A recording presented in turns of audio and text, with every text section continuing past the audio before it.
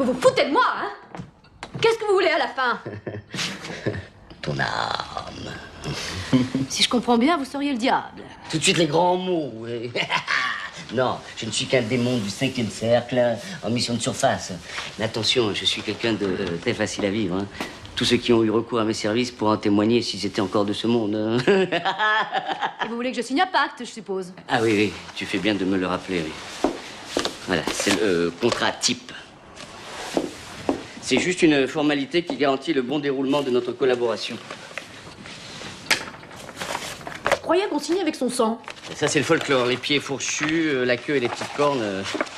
Le monde évolue, ma chère Léa, et nous évoluons avec lui. Salut Julien, comment vas-tu? Bonjour, bonsoir mon cher Romain et à tous les auditeurs, toutes les auditrices. Nous allons goquer et on va se faire plaisir aujourd'hui, donc ça va bien. Voilà. Et je pense qu'on va vraiment se marrer. Voilà. Mais pas que, Oui. mais pas que. Non, on peut réfléchir quand même, malgré Ah oui. les deux sont pas En compatibles. plus, avec l'humour, ça nous fait réfléchir quand on le creuse En derrière. Et alors d'ailleurs, c'est une découverte pour ce donc 6e épisode, hein, il me semble. Donc merci de votre fidélité, de nous écouter et n'hésitez pas toujours à partager vos ressentis et autres parce que c'est pour le coup c'est un cinéma qu'on a déjà une liste assez longue, mine de rien, d'idées pour la suite. Mais là pour le coup c'est toi Julien qui m'a dirigé, qui m'a amené à voyager dans des contrées que je n'avais jamais explorées. Quand bien même, en fait, le film, c'est marrant parce qu'en le voyant, on l'annoncera après, mais il y a quelques séquences que je pense que j'avais vues à gauche, à droite. En fait, j'ai eu des impressions de déjà vu à des moments, mais je pense que le film a sa petite aura culte qui fait que les extraits ont dû tourner à gauche, à droite, et il fait que tu as pu en voir des extraits. Là, on va sortir du genre parce que du genre des genres qu'on a fait jusqu'à maintenant, à proprement parler, puisqu'on n'a jamais été, on a plutôt été dans des choses plutôt graves, si je puis dire, pour ne pas dire tragique, mortifère, dur, déprimant. Alors ça veut pas dire que là il y a pas quand même quelque chose d'assez. Moi je trouve le film assez misanthrope, mais ça on y reviendra aussi quand même. Mais on est plutôt quand même dans le registre de la comédie ici, avec une comédie fantastique. Donc que toi tu connaissais, puisque ça a été un film. Tu en reparleras tout à l'heure. Je te demanderai ta relation au film, mais que tu connais depuis longtemps, que tu as rencontré il y a longtemps. Et moi pour le coup c'est une première découverte. Donc qui est un film de Josiane Balasco qui est de 1991. Je crois que c'est son 3e long métrage si je ne me trompe pas. Oui. Et ça s'intitule donc Ma vie est un enfer, donc est une comédie fantastique avec quelques petits relents horrifiques un peu rigolos à des moments aussi. À tel point que je me suis même posé la question de tisser du lien avec Evil Dead aussi. Est-ce que Josiane Balasco aurait vu Evil Dead, notamment avec cette idée d'aller lire compulsivement les inscriptions derrière les objets étranges et ésotériques pour réveiller quelques présences malveillantes. Il y a plein de choses assez amusantes là-dessus. Je pense qu'il y a un vrai. Alors, elle est co-scénariste pour le coup, faut quand même le noter, avec Joël Houssin, qui lui vient du roman de SF et du roman policier. Il écrira notamment à partir de ses propres romans le scénario de Doberman, pour le coup de Kounen. Donc voilà, parce qu'on en parlait un petit peu en off tout à l'heure. Et alors pour le coup, on retrouve une pléthore d'acteurs et d'actrices fort connus en France et qui, je pense, il y a quelque chose quand même. Le film sent vraiment le film de potes aussi. Je pense qu'il y a ce truc-là qui fonctionne très bien aussi, qui donne une sorte d'énergie un petit peu particulière au film. Donc on retrouve finalement en rôle principal Josiane Balasco, Daniel Auteuil donc qui joue le démon, mais on contextualisera après si je puis dire le synopsis. Richard Berry notamment qui incarne donc son psychanalyste étrange et odieusement pervers. Voilà, on en reparlera plus tard. Michael Lonzal qui joue le rôle, et ça c'est très cool, de l'archange Gabriel, qui est aussi très très chouette dedans. Voilà, on peut faire, la liste est longue. On trouve aussi Tiki Olgado qui joue, je tiens à le dire, quand même un magicien, donc je trouve ça assez marrant, la séquence est assez drôle aussi. Jean Benguigui qui a un rôle particulièrement truculent, si on peut le dire ainsi aussi. On retrouve, petite parenthèse aussi, Joël Houssin qui a un petit rôle également, qui joue un des gorilles de l'ange Gabriel, me semble-t-il, de l'archange Gabriel, quand ils sont dans une limousine à un certain moment. On retrouve aussi au passage Marie-Lou Berry qui a un tout petit rôle, qui incarne une enfant patiente, parce que ça débute dans un cabinet dentaire. Donc voilà, et puis après voilà, on retrouve tout un tas d'autres acteurs. Et Catherine Samy qui joue la mère, qui nous a quittés il y a quelques mois à peine. Donc, voilà, oui, mais c'est important, effectivement. Ah oui, elle joue la mère, et a une mère qui est très influencée d'un film des années 80, sans lequel on parlera aussi. Ça prouve que, on en parlera beaucoup, mais Josiane Balasco aime le cinéma, au-delà des œuvres pour qu'elle réalise ou pour lesquelles elle joue. Et puis, je note aussi un autre que j'avais oublié, Luis Rego aussi, qui interprète un patron de bar de démons. Alors le café s'appelle au passage le Pazou Café, donc pareil, toutes les relations qu'on peut tisser avec d'autres films intégrant des personnages démoniaques, c'est relativement simple de tisser ces liens. Donc, pour rebondir un petit peu sur ce qu'il disait aussi, l'idée que elle a moult références et elle en fait quand même beaucoup l'étalage dans le film, et ça c'est super intéressant. Ça va effectivement de Friedkin pour le coup, puisque j'en parle là, à Bergman, en passant. Voilà, il y a plein de choses vraiment hyper intéressantes et qui témoignent du fait, encore une fois, que alors attention, je dis ça sans aucun mépris, aucun vraiment pour la comédie en tant que telle, hein, c'est vraiment pas du tout l'idée, mais ça donne une sorte de ton très particulier au registre de la comédie qu'elle aborde d'abord de manière très très singulière, loin de ce truc qui serait juste divertissant et qui se limiterait simplement à faire rire. Justement, il y a des vraies vérités de réflexion hyper intéressantes, sociales, politiques et je pense aussi philosophiques, mais ça bon, on y reviendra un petit peu plus tard. Et juste pour synopsiser très très rapidement, hein, très simple, sans spoiler pour le moment, mais de toute façon on spoil de toute façon après. Une fois que le synopsis de base est posé, on y va à fond et c'est fini. On va suivre donc Léa, qui est interprétée par Josiane Balasco, qui est une secrétaire médicale, enfin une secrétaire de dentiste pour le coup, qui vit un enfer, puisque là pour le coup je pense que Ma vie est un enfer résume très très bien l'idée du film. Elle est brimée par ce vieux dentiste avec qui elle bosse, qui est un horrible misogyne, violent. En plus, il est très violent vis-à-vis de ses patients. Enfin, c'est un personnage absolument abject. Elle a un psychanalyste qui est très peu sympathique aussi, qui s'en fout royalement de ce qu'elle vit et de ce qu'elle peut lui transmettre. Donc, il y a rien qui va. Elle a un voisin absolument atroce, complètement nymphomane, qui passe du temps à regarder du porno à fond dans son appart, qui est interprété par Jean Benguigui, un personnage absolument horrible aussi, veule, misogyne, il y a rien qui va autour de chez elle. Et donc un soir, sa mère aussi qui débarque, donc à qui appartient l'appartement, puisqu'elle loue l'appartement à sa propre mère, qui est un personnage aussi qui n'en a rien à foutre d'elle, et il y a une relation extrêmement tendue entre les deux. C'est très tendu, et elle ne veut rien lui dire parce qu'elle est complètement sous la coupe de sa mère, et sa mère semble aller de mariage en mariage, et elle est très égocentrique, etc. Donc rien ne fonctionne. Un soir, sa mère lui ramène un étrange miroir qu'elle veut absolument mettre dans l'appart. Miroir avec un design assez rigolo, avec une sorte de créature qui vraiment surmonte le miroir. Et il y a pas mal de petits plans subjectifs de l'intérieur du miroir, comme s'il y avait quelque chose qui se situait, qui était enfermé à l'intérieur, puisqu'on sent d'emblée qu'il y a un élément fantastique qui va intervenir. Et donc Léa va, alors que le miroir a chuté, il me semble, puisqu'il est accroché, il chute par terre, elle va le récupérer, se rendre compte en le manipulant que derrière, il y a une sorte d'incantation qu'elle va lire à haute voix. Et donc ça va libérer un démon qui semblait habiter, alors c'est une porte pour le coup vers l'enfer, qui va lui proposer de signer un pacte pour pouvoir peut-être, pourquoi pas, lui rendre la vie un petit peu meilleure. Voilà, pour faire ça un petit peu globalement et satisfaire tous ses désirs. Donc voilà, on va partir là-dessus, puis après, bon, bien sûr, toutes les choses vont pas se passer, puisqu'elle va vouloir améliorer au fur et à mesure, mais les choses ne vont pas véritablement s'améliorer. Et puis, il y a quand même un mécanisme intéressant aussi, parce qu'au-delà d'être une comédie fantastique, il y a aussi une vraie dynamique de rom-com derrière, hein. C'est une comédie romantique aussi, à sa manière, étrange, un peu déviante, un peu bizarre, mais c'est une comédie romantique aussi. Allez-y, j'écoute votre baratin. Je te déplais donc tant que ça. Je me suis fait un physique plutôt avenant, non? C'est tout ce que vous avez trouvé pour m'embobiner? Je croyais qu'on vous appelait le malin. Oh, c'est pas gentil, ça, hein? Faudrait quand même arrêter 5 minutes de nous prendre pour des abrutis. Bordel à la cul de Satan de mes couilles. Si vous me parlez sur ce ton, je m'en vais. Non, excuse-moi. Mais on nous a tellement calomniés depuis des siècles, alors qu'on a fait des choses si bénéfiques pour l'humanité. Tiens donc. Parfaitement. Quoi? La guerre. Une bonne guerre, ça fait du bien à tout le monde, hein. Ça donne un grand coup de fouet à l'économie, ça relance la natalité. Il n'y a même pas besoin de gagner pour être le plus fort. La démonstration est terminée, je peux partir? Ah mais Léa, tu es libre, hein. Tu fais comme tu veux. T'as envie de signer, tu signes, t'as pas envie, tu signes pas. Mais tu finis comme cette femme. Seule. Son chat vient de mourir du coryza. Une pension de misère. Et un semblant de dignité à 20 francs par jour.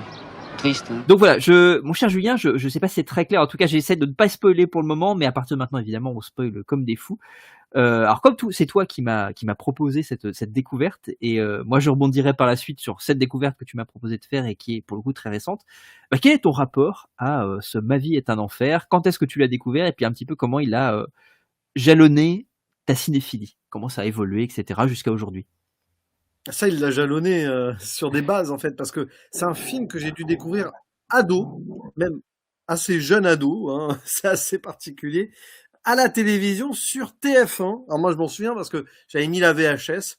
Je pressentais que le film allait être intéressant. petite VHS et je sais que c'était TF1 parce que je regardais le film en même temps et j'ai fait la fameuse pause avant la pub dont on se souvient tout le temps à cette époque-là.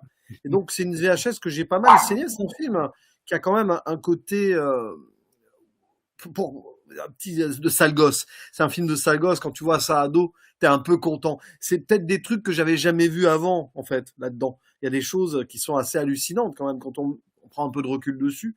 Ça fait partie de mes premiers chocs un peu fantastico-horrifiques. Probablement, en même temps, il y avait...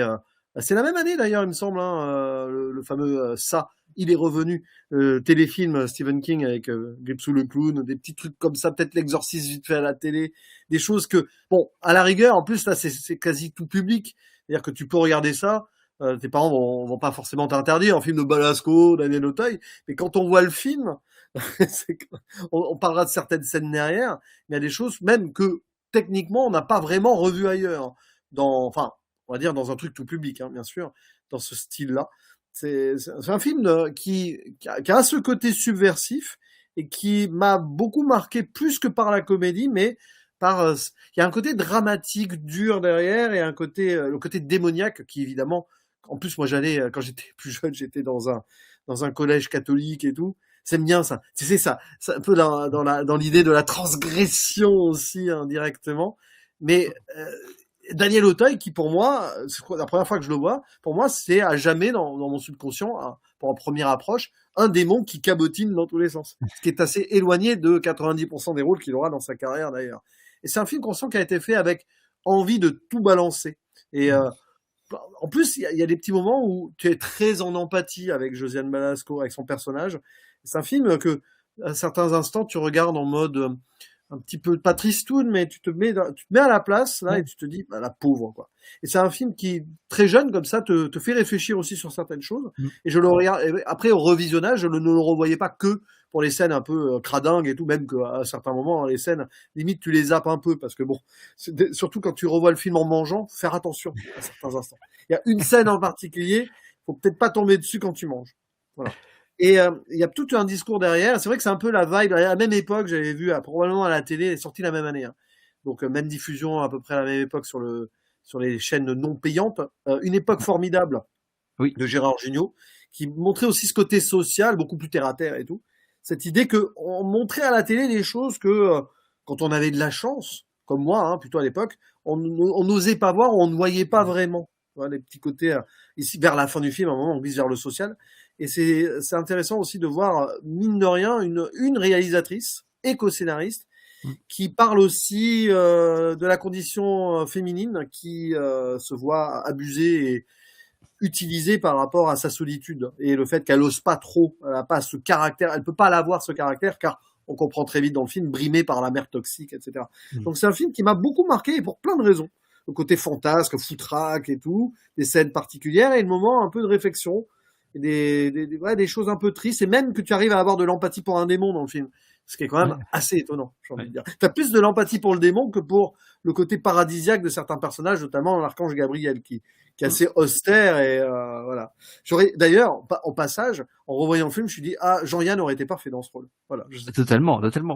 Ah oui, il y a un choix quand même d'inversion des valeurs qui est vachement intéressante effectivement où je dirais presque t'es plus quand t'es au bar avec eux, donc le Pazou Café qui est ce bar où se réunissent tous les démons, voilà, c'est beaucoup plus amusant que le côté effectivement extrêmement ça. Il y a une séquence au paradis qui est traitée comme une sorte d'énorme sorte c'est un enfer industriel en fait. C'est Brésil. Voilà, c'est totalement Brésil. C'est Brésil. Voilà. Il y a quand même plusieurs références à Brésil de Terry Gilliam là-dedans et c'est clairement ça quoi. Côté administratif très carré et tout. Et d'ailleurs très très beau design aussi. Il y a gros travail sur les décors dans le film. Le bar, oui, le paradis, mais même la maison, l'appartement un peu grand, trop grand pour elle d'ailleurs, de Léa, qui l'isole encore plus. Il y a un gros travail sur le décor et sur certains plans, évidemment, d'apparition et tout. Il y a de la réalisation dans le film. C'est pour ça que je disais que Josiane Balasco, on le voit pas forcément de prime abord, mais là, en le revoyant, je me dis quand même, c'est normal que ça marque un peu. Et moi qui étais fan de Spielberg très jeune, c'est un film qui est pas si éloigné, notamment sur une apparition d'Abar, donc le démon, qui fait un peu... alors, poltergeist / rencontre du troisième type, si tu vois ce que je veux dire, un peu lumineuse là dans les shots. Voilà. Et je pense que voilà, c'est pour ça que c'est un film qui respire le cinéma et qui capte ton regard aussi et qui te fait réfléchir narrativement et visuellement, au-delà même des gags, évidemment, et des choses qui peuvent parfois être un peu trop too much. Il est vrai, il y a certains trucs qu'on questionnera aussi. Mais je pense que même ce film à la relecture, bah, ce n'est pas un navet, quoi. C'est pas un petit nanar du coin, il y a quelque chose de, en plus. Si on va au-delà des 3-4 scènes, évidemment, très, très hardcore, de certaines, même si là aussi on joue sur les ombres et tout, il y a quand même des idées. Mais, j'ai envie de dire, un moment, heureusement qu'on joue sur une ombre, un moment, voilà. Je pense exactement à cette séquence-là, effectivement. Mais toi, du coup, c'est intéressant parce que le découvrir à ton âge canonique, non, Oui, mais totalement. mais avoue que t'aurais aimé le découvrir ado, celui-là. Totalement. Parce que vraiment, il y a un. En fait, ce qui m'a étonné, au-delà de la question comédie sur laquelle on revient, les comédies sociales, parce que pour le coup, c'est une vraie comédie sociale et c'est très bien géré. En fait, c'est vraiment bien écrit et tu le dis très bien. On est vraiment attaché. Le personnage de Léa est très touchant parce que pour le coup, effectivement, on comprend ses enjeux, on comprend. Et je pense peut-être encore plus aujourd'hui, en fait, avec, si je puis dire, l'éveil des consciences sur toutes les questions de la condition féminine dans un cadre social qui est oppressif.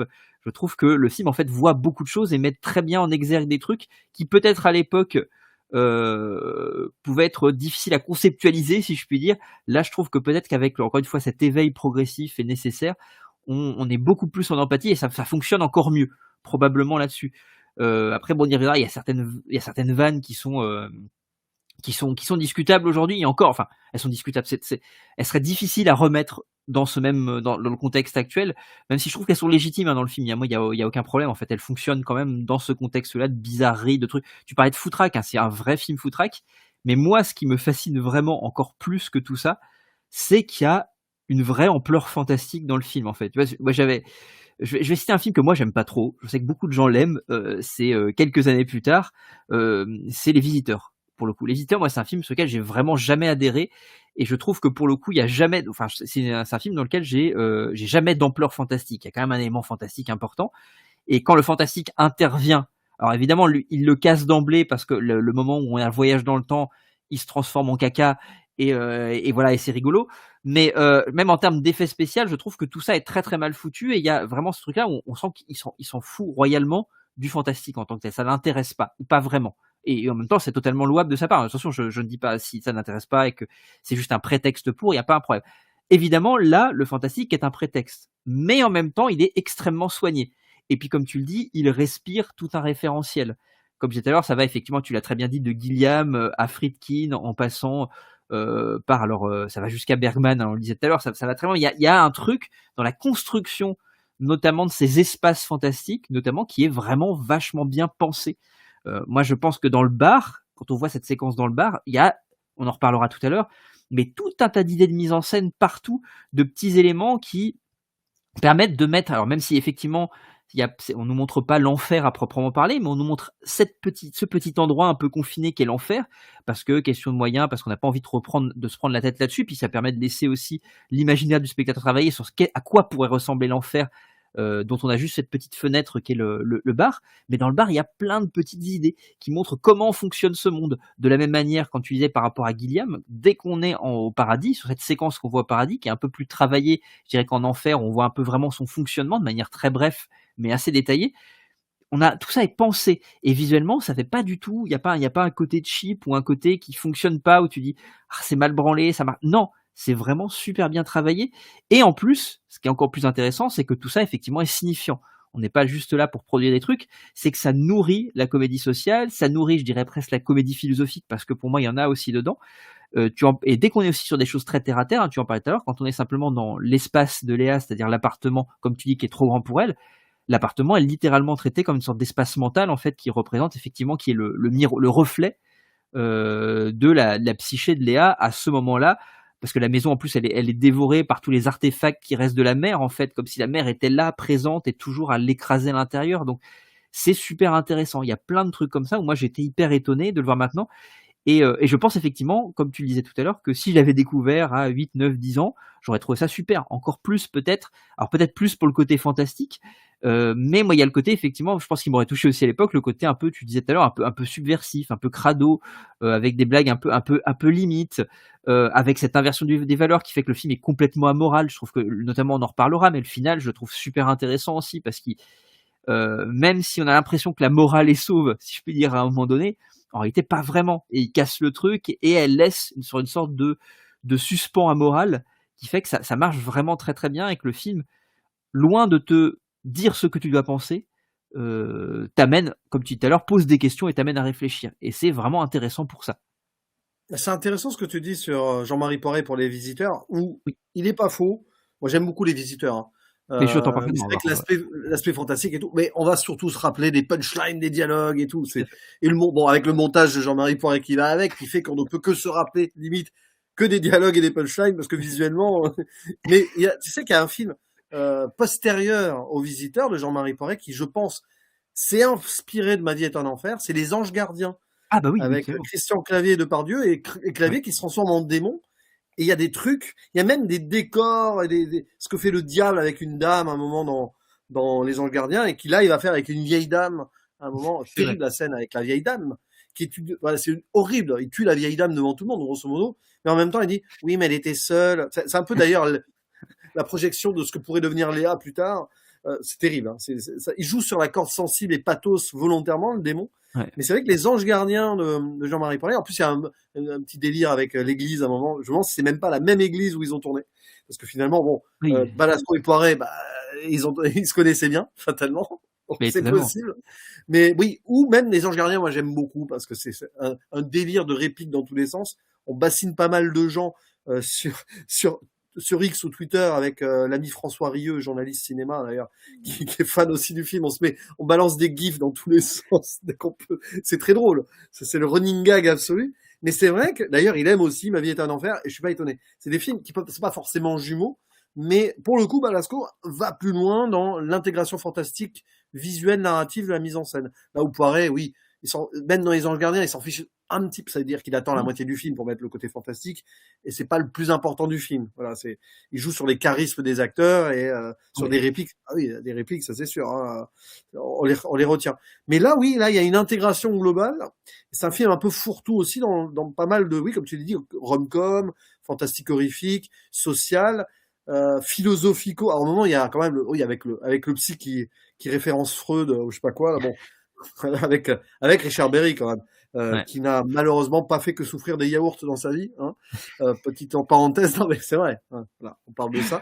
Mais d'ailleurs, le beau-frère de Balasco à l'époque, Ouais. parce qu'elle était, elle était mariée au frère de Philippe, c'était Philippe Berry, je crois, je sais plus. Mais il y a beaucoup de choses dans ce film, ce qui le rend quand même très intéressant au revisionnage et au re-revisionnage. D'ailleurs, on peut interpeller les gens ici, si vous l'avez vu qu'une fois en mode, oui, bon, ça pisse pas loin, essayez-le à nouveau Ouais. et creusez derrière. C'est pour ça qu'on fait aussi cette émission. Parce que mine de rien, ouais, on l'avait, moi je te l'avais dit, on va le faire pour la blague un peu, mais derrière ma tête, je me disais, ça sera pas que pour la blague, connaissant Romain. Voilà. Et en Non, effet, c'est vrai que le miroir est magnifique. Enfin, il est magnifiquement moche, ce miroir. oui, oui, J'aimerais voir totalement. comment le design, qui s'est occupé du design derrière. Ce serait intéressant de faire des petites recherches là-dessus. Il faudrait regarder les crédits, voir s'il y a des gens qui sont associés à d'autres choses, des décorateurs et tout. Mais oui, il y a un travail de détail. On pourrait même, et là on n'est pas encore dans la zone spoiler, mais ça va pas tarder. Mais avant le générique final, t'as quand même une apparition d'une sorte de enfin, une sorte de conte de la crypte, quoi. Et je Ah regardais oui, mais beaucoup les totalement. contes de la C'est vrai. crypte à l'époque. Je regardais ça à l'époque, il y avait ce machin à la fin là, qui apparaît avant le générique. Et je me dis mais attends, c'est les contes de la crypte. C'est très amusant. Alors c'est peut-être un clin d'œil de Balasco qui peut-être regardait ça sur M6 à l'époque. Mais c'est, oui, c'est très curieux. J'ai pas repensé. Mais oui, effectivement, il y a ce truc-là à la fin avec une sorte d'animatronique super chelou Ah, mais qui c'est ouf. apparaît, et c'est Ou hyper alors c'est un étrange. hommage, tu sais, c'est peut-être un hommage à Ray Harryhausen, parce que Balasco a grandi un peu avec ces films-là aussi. Alors, on a regardé très jeune. Donc, parce qu'elle C'est avait fait hyper une marrant. interview pour un festival fantastique. Et donc, ça prouve qu'elle elle aimait beaucoup de cinéma différent. Et peut-être que là, elle a voulu se faire plaisir à un moment. Ou alors, c'était peut-être un monstre qui apparaissait dans le film, qui n'a pas été utilisé. Alors, ils se sont dit, tiens, on va le mettre là pour annoncer le générique. C'est possible aussi, hein. Peut-être des trucs qui ont été coupés ou pas utilisés, quoi. Mais bon, le chien qui se transforme en porc, enfin, il y a beaucoup. Oui, il y a ça, tout ça. Il y a des trucs Le fameux porc, le fameux cochon, qui n'est pas le même, hein, parce qu'à mon avis, il est décédé entre-temps. Des bronzés font du ski. Voilà. Mais bouffez-le! Et en plus, ce qui est étonnant, c'est que moi, ce que j'ai trouvé intéressant, c'est qu'elle ne prend pas le risque de l'effet spécial raté. Je pense elle joue énormément. Enfin là, c'est des questions purement de mise en scène par rapport à la manière de faire émerger le fantastique dans le cadre. Elle joue énormément sur le hors-champ. Bon, pour la transformation par exemple du chien en cochon, on va jouer simplement sur un élément sonore, du design sonore pour pouvoir susciter la métamorphose. Elle joue beaucoup sur des raccords mouvements en fait, c'est-à-dire que des choses vont apparaître, disparaître, etc. Elle veut pas les faire disparaître dans le cadre comme ça de manière vraiment frontale. C'est vraiment dans la transition entre un mouvement et un autre, et donc dans le raccord mouvement. Et elle fait beaucoup ça. Je pense notamment à la séquence du tour de magie pour le coup, enfin du sort de petit cabaret magique, son silencio à elle pour pour citer Lynch. Mais il y a ce petit moment où Tiki Olgado joue justement El Diablo, qui est cet autre magicien qui va se faire remplacer par le véritable démon, qui lui va prendre la place et va faire son propre spectacle de magie. Avec toute cette séquence très drôle aussi où le magicien va d'abord lui faire le tour de la tête en fait dans une boîte avec les poignards, et donc quand il ouvre, le tour de magie n'a pas marché, et donc Daniel Auteuil se retrouve avec la tête transpercée de trucs. Il y a plein de trucs de grand guignol vraiment au sens théâtre grand guignol, de vraiment hyper chouette en fait. Mais toi qui es magicien, tu savais comment ce tour allait être présenté? Parce que nous, on voit voilà, les trucs avec les couteaux, mais je me suis dit, mais c'est quoi le vrai tour de magie derrière? Parce que alors toi qui es, t'as pas pratiqué ce genre de magie-là, t'es plus manuel, niveau carte et tout. Mais qu'est-ce qu'il voulait nous montrer en fait? Dans ce tour-là. Normalement, dans ce tour-là, les versions classiques, c'est effectivement, on ouvre la boîte et il y a les épées qu'on transpercées partout, mais la tête de la personne n'est plus présente. On referme, on enlève les épées et on retire. Ah oui, c'est vrai, oui, d'accord, avec un faux fond miroir ou je sais pas quoi. Voilà, c'est ça. Et voilà. là, ah oui, d'accord, bah oui, c'est tout et je trouve ça, moi, j'avoue que je m'attendais pas non plus à ce que ça aille dans ce sens-là, en fait, de faire vraiment un pur effet grand guignol. Et c'est hyper rigolo, en fait, de faire ça. Il y a vraiment toute cette séquence-là. Tous les tours de magie, effectivement, pour la plupart, sont faux. Ça se voit pour la plupart. Mais ce qui fait qu'il fonctionne bien, elle joue justement avec ce que le montage permet au cinéma. Et donc, ce qui permet de faire de la magie au cinéma, c'est le raccord, en fait. La coupe et le raccord mouvement. Et elle le joue à plein de moments. Et c'est vachement fin parce que ça évite de se retrouver avec des moments où on aurait des effets spéciaux un peu qui fonctionneraient moins bien. Non, elle décide de ne pas montrer.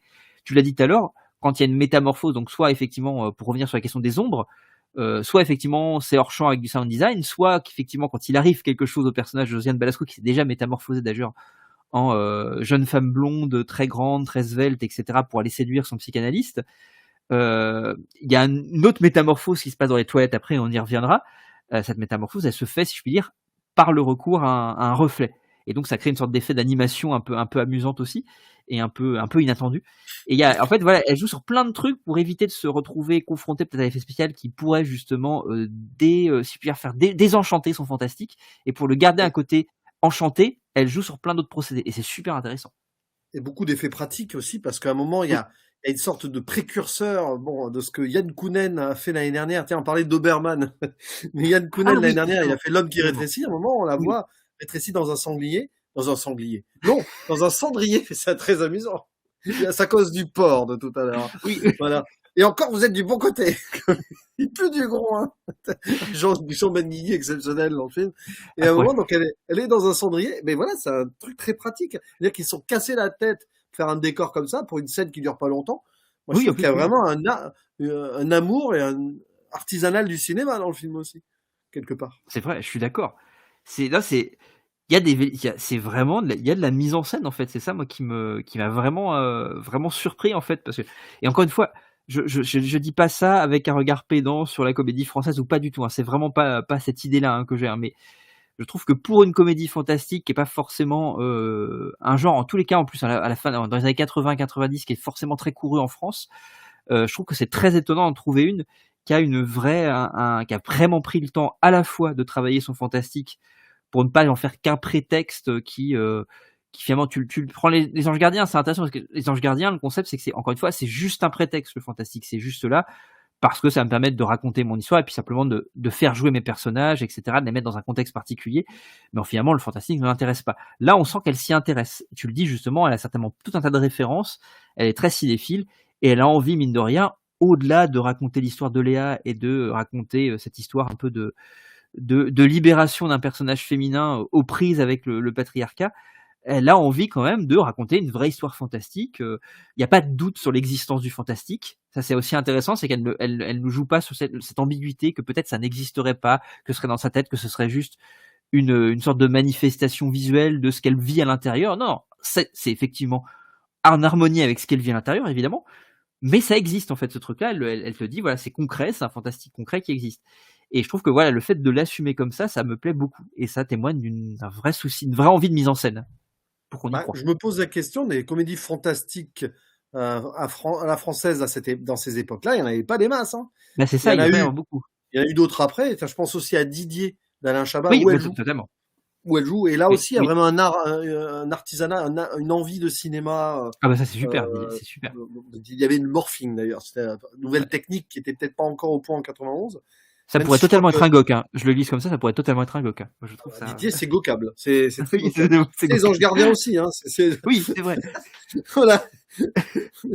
Ça va être terrible. Mais c'est vrai que, pour le coup, si vous en voyez, vous, des comédies fantastiques françaises de cette époque-là, ou antérieures, Hibernatus, peut-être, Ah, oui, bah, et oui, les gendarmes avec les extraterrestres, peut-être c'est des trucs comme ça. Mais bon, c'est du fantastique qui n'a pas vraiment d'effet, en fait. C'est juste dans le scénario, le synopsis. Il n'y a pas vraiment... Oui, il y a La Soupe aux choux. À la rigueur, La Soupe aux choux, c'est peut-être la meilleure comédie fantastique française qui a été faite à l'époque, 10 ans avant, en fait, hein, de cette époque-là. Et il y en a probablement d'autres. Là, c'est un film qui prend au sérieux son fantastique aussi. La Soupe aux choux, ça a beau être... Moi, je trouve que globalement, quand il y a même, un truc social dans La Soupe aux choux. Il y a un truc social, mais il y a quand même ce truc-là, quand moi je vais le film, où il croit en son fantastique quand même. Il y a un truc où le fantastique, encore une fois, est pas relégué au second plan. Il est très présent, et c'est justement parce qu'il est très présent qu'il ramène au réel aussi. Et donc, effectivement, au côté très social. Et je trouve que, par exemple, dans des trucs comme Hibernatus, ce genre de choses, moi, je trouve que le fantastique est vraiment, encore une fois, un petit peu... Voilà, il fallait trouver un moyen pour aborder tel truc, de le faire un peu de manière symbolique, donc on fait un petit détour, mais on soigne pas vraiment le fantastique. Alors que dans La Soupe aux choux, je trouve, alors évidemment, c'est très très différent, mais ça soigne quand même son fantastique, ou sa SF, si je puis dire, son petit concept SF, qui a, je pense, encore une fois, moi je sens qu'il y croit, en tous les cas, quand il le fait. Et là, je sens, de la même manière, Josiane Balasco, elle y croit à son fantastique, et donc, si elle y croit, moi j'y crois.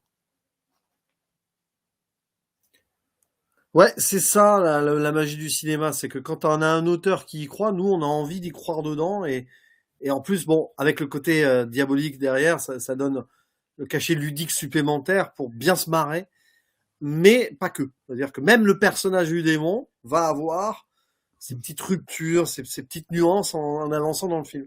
Et ça, c'est malin. C'est le cas de le dire. Ouais. C'est malin. C'est démoniaquement malin par moment. Mais bon, là, après, dans les spoilers, on y est plus ou moins directement, mais il y a cette idée d'évolution. À partir d'un certain point, tu te demandes où le film va aller. Je sais pas si tu as senti ça. À partir du moment où Abar est là, il essaye de lui faire signer le contrat, tu t'es dit, mais ils vont aller où, là? Ouais, c'est ça. Et c'était un peu casse-gueule à ce moment-là. Alors, il y a des petits moments de flottement, peut-être, mais on finit par arriver à quelque chose de plutôt pertinent et qui nous rentre bien dans le délire, quand même. Qui continue. C'est-à-dire qu'on continue à être dans le délire. Tu sais que je t'envie, Léa. J'aimerais tellement être comme toi. Me ficher d'avoir 10 kilos de trop, m'habiller comme un sac, pouvoir sortir sans maquillage. Tu ne remarques rien? T'as changé de coiffure? Les yeux. Regarde mes yeux. Hop, plus de poche. Je t'ai parlé de ce docteur brésilien positivement génial. C'est fabuleux, non? Bah, écoute, ce que je te propose, Julien, comme tu parlais de rentrer dans une zone un peu spoiler, même si en fait on va pouvoir rentrer gaiement là-dedans et un peu plus creuser, je t'ai proposé comme d'habitude deux thématiques. Et l'idée, c'est que je vais te proposer la première, et puis que voilà, tu me dis ce que t'en penses, ce que ça t'évoque, ce que tu peux en dire, et puis une seconde après, avant d'arriver, comme d'habitude, à une question de séquence. Voilà, on te proposera chacun une petite séquence pour en discuter, et histoire un peu de creuser. Et donc la première thématique que je te proposais, c'était alors on en a déjà un petit peu parlé, mais justement là j'ai envie de t'entendre un petit peu là-dessus, puis je rebondirai. J'ai appelé ça donc le fantastique comme révélateur d'un quotidien. Qu'est-ce que ça t'évoque? Est-ce que Rien que le titre, il est tout bête, mais déjà il est hyper bien choisi. Ma vie est un enfer. Le film commence comme l'enfer d'une jeune femme seule, et ça développera après sur la deuxième thématique. Hein. Mais mais c'est le chaos. D'ailleurs, le début du film, c'est une scène de chaos insupportable chez le dentiste, où on voit qu'elle est débordée, qui n'arrête pas de l'insulter, lui met la main en face aussi en place. Enfin, c'est détestable absolu. tu sens qu'elle est mais au bout du rouleau, le psy qui fait sa liste de courses, le voisin lubrique en effet qui bon bref, et puis la mère qui débarque. Déjà, tu sens toute la pesanteur absolue. Et ici, finalement, le fantastique qui va arriver le jour de son anniversaire, magnifique cadeau hein, quand même. Bon, Oui. et ben cette idée du fantastique va être révélateur de son quotidien, mais surtout libérateur hein, de son quotidien, je dirais même. Et c'est là où on se retrouve quand même. Il y a une sorte d'allégorie derrière. C'est que c'est l'allégorie d'une femme qui limite presque d'une certaine manière, indirectement tout d'abord, parce qu'à un moment elle va quand même tenter l'acte, se suicide d'une certaine façon de solitude et de désespoir en faisant appel, enfin, indirectement à ce démon. C'est-à-dire que son destin, là, parce que le démon, en gros, clairement, il veut lui faire signer un contrat et 3 mois après, elle meurt. Oui, Hein, ça. grosso modo. L'histoire Voilà. de mort. Ouais. Grosso modo, c'est une sorte mais elle a plus rien à espérer. Mais quand même, elle résiste. C'est-à-dire que là, on a un truc qui est intéressant, dans ce fantastique qui révèle son quotidien, c'est paradoxalement avec ce démon qu'elle va apprendre à résister. C'est-à-dire qu'elle va lui tenir tête. Elle va commencer à avoir ce caractère qui est enfoui en elle, qui a été brimé pendant tant d'années, et elle va avoir cette idée de se battre. Plus tard, d'ailleurs, elle tiendra tête à sa mère, bien plus tard, Oui, enfant. tout à fait. Et il y a quelque chose, le fantastique révélateur du quotidien, c'est très bien, d'autant plus qu'il s'initie dans le quotidien de Léa, le démon, quand il va rencontrer la mère, par exemple, d'abord avec le chien de la mère qui transforme en porc, plus tard il la rencontre dans cette scène où elle se fait belle et tout, chirurgie esthétique, et il la fait vieillir à vue d'œil. C'est une scène qui est terrible, ça, quand il pense. Elle est super, cette séquence. Elle est super, mais elle fait froid dans le dos, en mode, Ouais. voilà, et il est là, il la regarde, il a un regard, Daniel Auteuil, sur cette scène d'ailleurs. Donc, ouais, il est là dans son quotidien, il révèle que peut-être dans son quotidien, Léa peut aspirer à mieux. Mais un mieux, parce que c'est le démon séducteur aussi. Et le pacte faustien derrière qui se met en place, c'est le mieux, mais dans le pire. Mais peut-être que ça révèle aussi, cette arrivée, qu'il ne peut rien arriver de pire à Léa. C'est ça qui est terrible, en fait. Et quand on voit ça, rien ne peut lui arriver de pire, donc le pire ne pourra être que meilleur. Si tu vois ce que je veux dire. Mais je dirais qu'elle est déjà, pour revenir sur cette idée-là aussi, je dirais qu'elle est déjà, en fait, effectivement, pour revenir au titre, c'est très bien, en fait. C'est exactement dans ce sens-là, effectivement, je trouve, de revenir au titre, parce que le titre, en fait, il révèle déjà ce truc-là en réalité. Elle est déjà dans son propre enfer, c'est-à-dire que les démons, je dirais presque, c'est son voisin, c'est son psychanalyste, c'est son patron dentiste, et c'est sa mère, en fait, qui sont déjà en train de la torturer, je dirais, pour une sorte de temps qui ne semble pas avancer en plus. Donc à ce truc-là où on a l'impression d'être dans un temps qui est complètement suspendu, et elle est dans une sorte d'éternité pour le coup à être torturée par ces 4 démons qu'il y a autour d'elle, en tous les cas ces 4 principaux démons qui passent leur temps effectivement à la contaminer, parce que même effectivement dans son endroit qui devrait être son cocon, qui est son appartement, puisqu'elle fuit le boulot, elle rentre chez elle, elle est chez elle, mais en fait chez elle c'est pas chez elle parce que c'est chez sa mère. Dès que sa mère part et qu'elle pourrait échapper un petit peu à la prise de sa mère, il y a le porno de son voisin qui tourne à fond, et donc elle est complètement bouffée par ce bruit-là. D'ailleurs, dès qu'elle monte l'escalier, il y a toute cette séquence de harcèlement, pareil, que je trouve horrible. En fait, quand on parle de Gok et qu'on parle de cinéma d'horreur, moi je trouve qu'il y a dans le film quelque chose de, au-delà du côté fantastique qui apporterait de l'horrifique, en fait, je trouve son quotidien, par essence, est absolument horrifique. En fait, je trouve que d'ailleurs tout ce qu'on voit au début dans la première partie, c'est-à-dire avant qu'elle rencontre Daniel Auteuil, c'est un vrai film d'horreur. C'est-à-dire que les blagues ne sont pas drôles, en fait. Tout ce qui se passe, notamment avec son voisin, c'est pas drôle du tout, parce qu'il est vraiment on est dans une situation de harcèlement. Alors, effectivement, il est Jean Benguigui, par exemple, est en roue libre, il est en cabotinage, donc il est drôle parce qu'il cabotine. Mais en tant que tel, en fait, tout ce qu'il fait et c'est intéressant parce qu'elle joue sur ce truc-là. On est sur le fil entre un personnage qui est très clownesque dans sa manière d'agir, donc tu as envie d'en rire parce qu'il est ridicule, et en même temps, ce qu'il lui fait subir est absolument horrible. Donc derrière ce surjeu qui est complètement excessif, il y a tout ce qui est dit. C'est-à-dire qu'il y a un décalage entre le fond et la forme, entre la forme de ce personnage extrêmement, encore une fois, dans le cabotinage, et les atrocités qu'il lui fait subir. Et donc, en tant que spectateur, en fait, t'es très mal à l'aise parce que t'es entre ce rire et exactement avec le psychanalyste, en fait. Le comique de situation de ce qui se passe, lui fait sa liste de courses pendant qu'elle est en train de lui raconter le calvaire qu'elle est en train de vivre. C'est drôle parce qu'il y a un décalage, mais en même temps, c'est pas drôle parce que en fait, dès lors que tu te mets dans son point de vue à elle, tout ce que tu pourrais prendre extérieurement comme étant drôle ne l'est jamais, parce que tu vois ce qui se passe de son point de vue. Il y a un truc très intéressant dans le film, je trouve, et ça va très bien avec l'idée du fantastique, qui est le genre par essence du point de vue, encore peut-être plus que les autres, je trouve. Là, il y a un vrai travail sur comment me plonger dans son point de vue à elle. Et ça crée justement ce décalage qui, de prime abord, a un décalage comique, mais dès lors qu'on plonge dans son point de vue à elle, c'est plus un décalage comique, c'est juste le tragique. Il y a un truc qui est l'ordre du tragique de sa condition, qui fait que ça fait froid dans le dos, en fait, sur les 20 premières minutes. Et quand Daniel Auteuil arrive, il y a quelque chose de cathartique qui se produit. Il y a un truc où qu'est-ce que je ferais là, comme j'ai été plongé dans son point de vue, je vois la merde qu'elle vit, qu'est-ce que je fais si j'étais dans cette situation de pouvoir exaucer tous mes désirs. Et ça, je trouve ça intéressant de... D'ailleurs, le paradoxe de son apparition en pleine lumière dans les toilettes, il y a un délire scatophile qui est, on va dire, filé dans le film, mais il apparaît vraiment comme un ange, quoi. C'est pas rencontre du troisième type, là, mais c'est rencontre du sixième cercle. On peut appeler ça comme ça. Et c'est marrant parce que parler des 4 démons, c'est un peu une sorte de Cerbère à 4 têtes qu'elle a autour d'elle.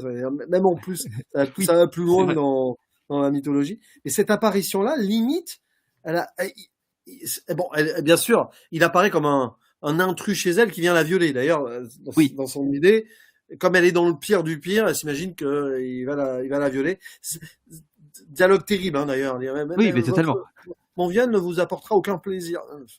Voilà. Même elle se déprécie absolument en plus dans cette peur terrible là qu'elle pourrait subir. Donc rien ne va. Et c'est là où on voit que tout démon qu'il est. Alors déjà, j'aime beaucoup l'idée que le fantastique s'immisce dans le quotidien sans folklore. Il le dit lui-même. Hein. Ah non, la queue fourchue et tout, c'est du folklore. Il arrive en humain, donc on joue pas sur un délire. Bon, en même temps, il est là en démon séducteur. Tu m'avais dit en off tout à l'heure que ça pouvait inspirer peut-être l'associé du diable. J'y pensé. Qui est pourtant postérieur de 6 ans au film. Hein, oui, tout à fait. Mais on n'est pas dans Tenacious D, par exemple, avec Jack Black et tout, où t'as le batteur démon Satan qui débarque vraiment... Séquence incroyable. Je le dis, elle est incroyable, cette séquence. Ah, mais Tenacious D aussi, mais voilà, c'est cette arrivée-là, et puis très vite, il s'adoucit. Alors évidemment, il est dans son rôle de séducteur, bonimenteur, tout ce que tu veux, mais à un moment, quand elle pleure, parce qu'elle pleure, hein, en plus c'est mon anniversaire, elle dit, ah mais je t'aurais ramené quelque chose, et il s'en va avec le miroir. Et tu te dis, tiens, bon, après, derrière, il a pas dit son dernier mot, il va transformer le chien en cochon pour qu'elle ait à revenir de toute façon à un moment, voilà. Mais, où elle dit, mais on n'a pas gardé les cochons ensemble. C'est ce que tu crois. Très, très drôle, ça aussi. Ça, c'est très drôle. Mais on voit alors, est-ce que, à ce moment-là, on a deux lectures, soit c'est la fausse compréhension du démon séducteur, ou quelque part, indirectement, il commencerait pas à être un petit peu touché par l'humanité de parce qu'il n'a pas l'habitude, en fait. Techniquement, il ne doit apparaître qu'à des âmes damnées. D'ailleurs, c'est sa mère c'est sa mère qui, ouais, tout à fait. C'est ça qui est terrible. Donc peut-être que là, il se sent, c'est peut-être pas la personne que j'aurais dû avoir. Donc peut-être qu'il commence à être touché, que lui aussi, dans son parcours de diable immortel, il va connaître quelque chose qui va changer sa vie. Donc le fantastique lui-même est perturbé par le quotidien. Le quotidien perturbé par le fantastique, mais le fantastique perturbé par le quotidien. Et c'est intéressant, ça aussi. Les humains, finalement, tu le dis très bien, les humains sont plus démoniaques que les démons en tant que tels, et à l'inverse, on renverse encore une fois les valeurs en disant que le démon, finalement, apparaît progressivement beaucoup plus humain qu'eux dans sa démarche.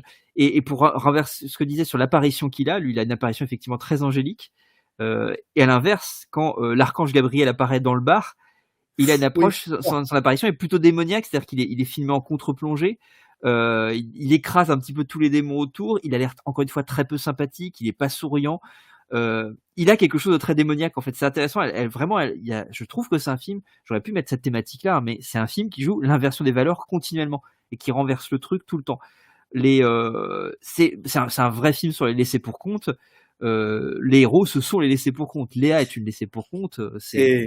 Toute la fin fait sens là-dessus, où ils vont reprendre connexion vraiment dans un hôtel très bas de gamme avec des vrais gens autour. D'ailleurs, beaucoup de gens immigrés ou descendants d'immigrés, et tout le monde est ensemble. Et ça, c'est le côté social d'une Balasco qui quand même était de gauche. Enfin, du moins à l'époque, elle était engagée à gauche. Je sais pas comment elle a évolué avec le temps. Et ça se sent un peu quand même que c'est un film qui est de gauche dans le sens où les institutions prennent cher et que tout ce qui peut être diabolique, ça peut être aussi le capitalisme. Arriver au bout dans la toute fin où elle va utiliser le capitalisme aussi, businesswoman, c'est intéressant quand on y pense. et la mère qui est propriétaire riche, chirurgie esthétique et tout, qui a cette vénalité absolue, c'est intéressant. Et puis bon, le patron dentiste, donc c'est le patron qui exploite son employé. Il y a quelque chose de communiste derrière, mais je crois Oui, que bien sûr. elle a fait un film sur le communisme, je crois. Tout le monde n'a pas eu la chance d'avoir des parents communistes. C'est pas ça. Enfin, elle avait joué dedans, il me semble, à vérifier. Elle l'a pas réalisé, c'est sûr. Mais il me semble elle a une jeunesse avec des militants communistes. Elle l'a peut-être été ou ses parents. Ça a vérifié, mais il me semble qu'il y a quelque chose à voir là-dedans. Et quand tu ressens le truc, même le voisin avec ses pornos et sa drogue et tout, on voit que c'est quand même un grand bourgeois Ben, tellement. décérébré. Hein. C'est une sorte de Trump. Non mais je rigole. Ah, mais il a un côté effectivement riche, dégénéré, enfin bourgeois dégénéré dans son truc, qui se cache et le sous sa psy. thune et le psy, ben, bien Le sûr. psy qui va faire son golf là tranquille. Non mais le message est assez clair, je pense. Et ceux qui ne sont pas jugés autrement, c'est effectivement tous les gens avec qui ils vont vivre, effectivement à la fin quand ils vont se retrouver parce que pour ça on peut le poser effectivement. Daniel Auteuil, le personnage du démon, va se retrouver à déchoir de son statut de démon pour devenir littéralement un SDF, parce que c'est quand même ça, il devient un SDF, et c'est à ce moment-là finalement qu'il change son point de vue, qu'il devient plus humain. C'est quand il se retrouve vraiment tout au bas de la société, avec cette scène, moi, que je trouve très très belle, avec cette grand-mère qui sort de l'église et lui en train de faire et poser, et elle va lui donner de l'argent, etc. Il y a un truc très touchant, alors qu'il a envie de faire chier cette vieille. Bon, après il va la dépouiller et tout, mais parce qu'il y a quand même des hors champ, voilà, parce qu'il a des relents démoniaques et qu'il n'arrive pas à se débarrasser de tout. Et donc c'est ces gens-là, en fait, c'est les petits gens, ceux qui sont encore une fois les laissés pour compte, ceux qui sont un peu mis au but de la société. Il y a toute une séquence notamment de séparation et de dispute devant la NPE, devant la fille de la NPE. Et ces gens-là ne sont pas jugés. Elle filme les gens qui font la queue, qui sont pas heureux, et ça c'est un choix aussi. C'est un choix de filmer. Elle filme même à un moment où elle discute avec des dames d'origine africaine. Tout à fait. Il y a ce petit moment-là où ça prend le temps aussi. Et c'est vrai que ils ont reconnecté avec le réel et la vraie vie quand ils sont au plus bas. Et finalement, bon après, il a du mal à accepter cette idée-là, mais quelque part, quand il va vouloir répéter un plan avant d'être damné éternellement, il va regretter et s'ennuyer direct dans cette scène de bordel là, improbable là, dans un resto où tous les bourgeois d'ailleurs, c'est très, ça aussi, il me semble que c'est pas si c'est un effet Mandela, mais j'ai l'impression d'avoir vu ça ailleurs, cette histoire où tout le monde pète un plomb avec des bourgeois à table et tout qui pètent des plombs. C'est pas un truc des Monty Python? Ah bah il y a le sketch avec le mec qui grossit et qui explose dans un restaurant. Ouais, mais c'est peut-être ça, parce qu'en plus Terry Gilliam, Brésil, plusieurs fois référencé dans le film. D'ailleurs, à un moment, il y a la musique au piano jouée au club de golf. Hein. Donc, c'est oui, pas tout à fait, en plus. Oui, bien sûr, oui. C'est possible qu'il y ait du Monty Python / Terry Gilliam dans le bordel. Parce qu'il me semble que dans Brésil aussi, il y a la mère avec ses amis qui sont dans une sorte de resto un peu. Ou alors, il y a un moment, il y a même un décor de grand appartement qui rappelle celui de Léa. Moi, je suis persuadé qu'elle s'est appuyée sur ce film pour pas mal de situations. Hein. C'est à vérifier. Tout ce truc-là, mine de rien, avec la mère qui vieillit aussi, cette séquence dont tu parlais, qui vieillit à vue d'œil, moi, j'ai pas pu m'empêcher de penser à la séquence de chirurgie du visage aussi dans Brésil aussi, hein, avec cette peau étirée aussi. Alors évidemment, l'effet spécial est pas totalement le même, mais il y a un truc en fait visuellement qui te parle. Je trouve que le film arrive beaucoup à évoquer ces trucs. Il fait pas forcément la même chose. Ce que je trouve intéressant, c'est intelligent, c'est qu'elle ne fait pas du copier-coller de ses références. Ah non. Jamais. Mais il y a un truc hyper évocateur. Tu vois, tu dis ça, elle a dû le piocher quelque part. Et en fait, comme il y a une addition de ça, plus ça, plus ça, plus ça, qui ramène à la même référence, même si encore une fois ça n'en fait pas un copier-coller, tu dis ok, là je vois dans quoi elle veut que j'aille. Et en plus, en évoquant Brésil, elle évoque aussi tout le discours derrière. Elle évoque pas Brésil pour évoquer Brésil, elle évoque Brésil parce que Brésil évoque quelque chose et que ça va servir son propos à elle. Et ça, je trouve que c'est super intéressant. Encore une fois, ça témoigne encore une fois d'une grande intelligence d'écriture et de mise en scène.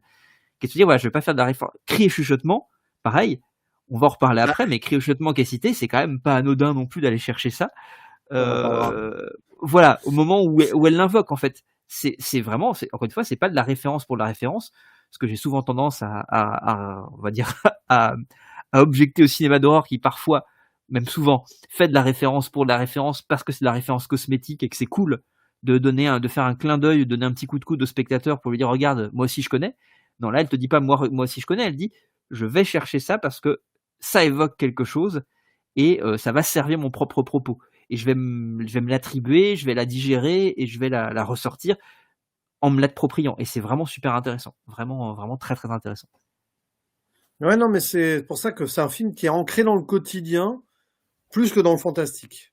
Oui. Et c'est vraiment ça qu'il faut remarquer. Rien qu'avec tout ce début, le titre, même que le démon, il est en humain, qui s'humanise, etc., etc., et que les gens autour de Léa sont plus démoniaques. Il n'y a pas besoin d'aller en enfer pour être en enfer, quoi.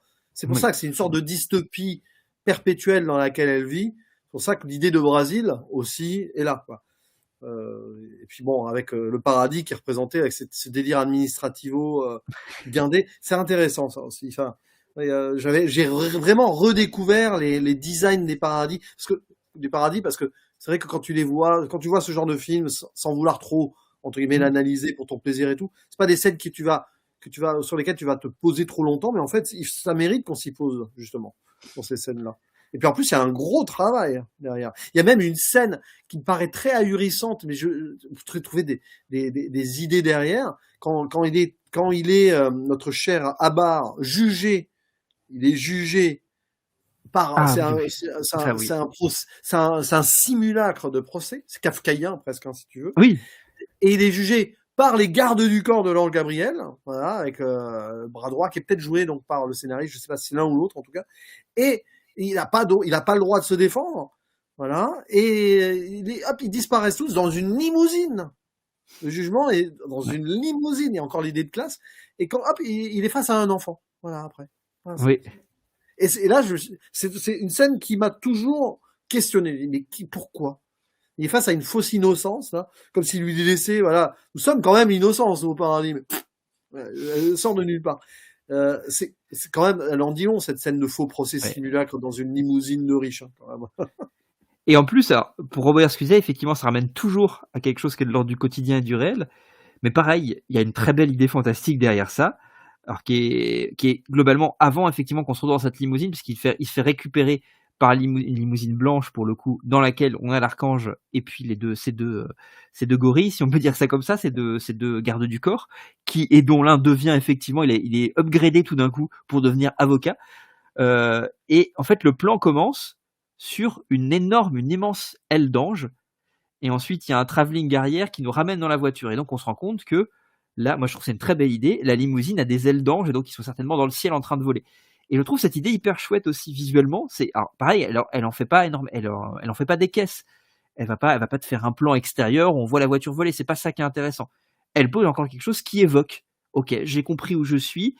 Et je trouve que c'est une belle idée fantastique d'imaginer ces immenses ailes sur les côtés. Encore une fois, on ne me les montre pas parce qu'on ne montre pas un plan d'ensemble avec la limousine parce que je m'en fous et ce serait certainement moche et ridicule. Mais là, en fait, juste me montrer cette grosse aile dehors qui semble battre et on revient dans la voiture parce que finalement, c'est ce qui est intéressant, c'est le réel. Oui, c'est très bien parce que c'est vrai que c'est le réel qui l'intéresse, mais n'empêche encore une fois qu'il y a un vrai imaginaire derrière et je trouve ça hyper cool.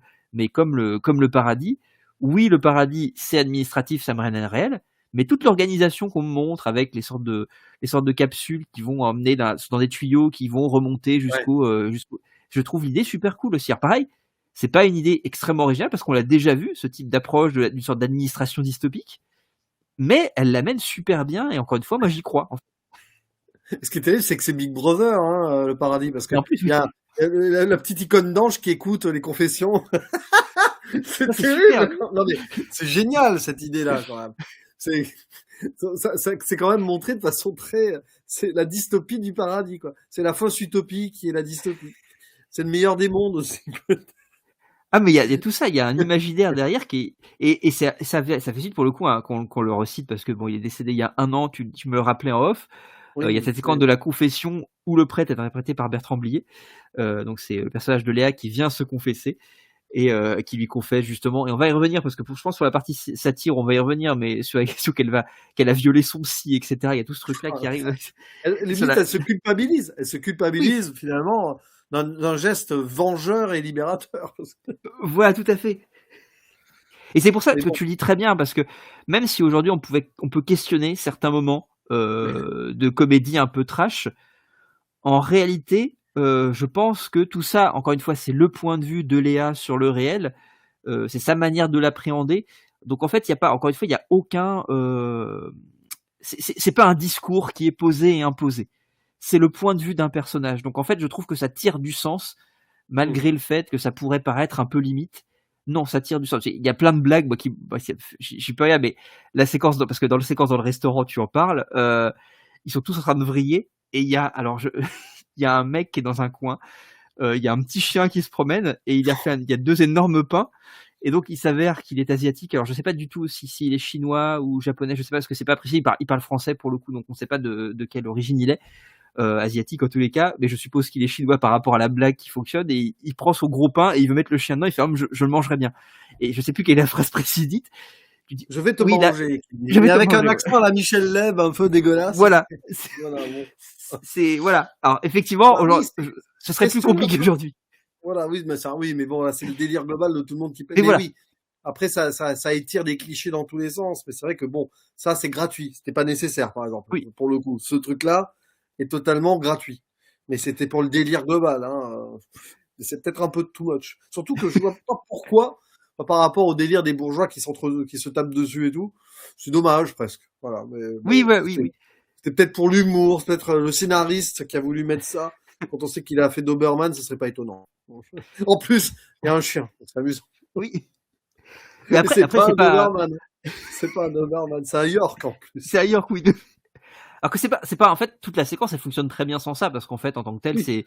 c'est des bourgeois qui se balancent des plats à la gueule, qui tombent, qui se battent et tout. Avec donc le gros poisson qui. Oui. Ça me faisait marrer. C'est un peu genre un banquet d'Astérix qui termine. C'est ça. Moi, j'ai pensé exactement à ça derrière. C'est-à-dire, ça pourrait être effectivement le banquet qui part en vrille, et c'est super. Mais voilà, le mal, en fait, c'est intéressant, parce que quand tu parles souvent, toi, c'est un concept que t'intéresse quand on parle de cinéma américain, du mal américain. Moi, il y a un truc du mal bourgeois, en fait, qui est intéressant dans Ma vie est un enfer. C'est vraiment le mal bourgeois, traité là où, effectivement, on penserait que le mal est. Et en fait, encore une fois, on voit les démons dans ce bar. Les démons, c'est des gens du peuple, en fait. Moi, quand j'ai l'impression, quand je vois ces démons dans leur bar, c'est des gens du peuple, vraiment. Et le personnage de l'archange Gabriel, c'est quelque chose, c'est plutôt une incarnation du capitalisme, en fait. Moi, je vois vraiment ce truc-là comme ça.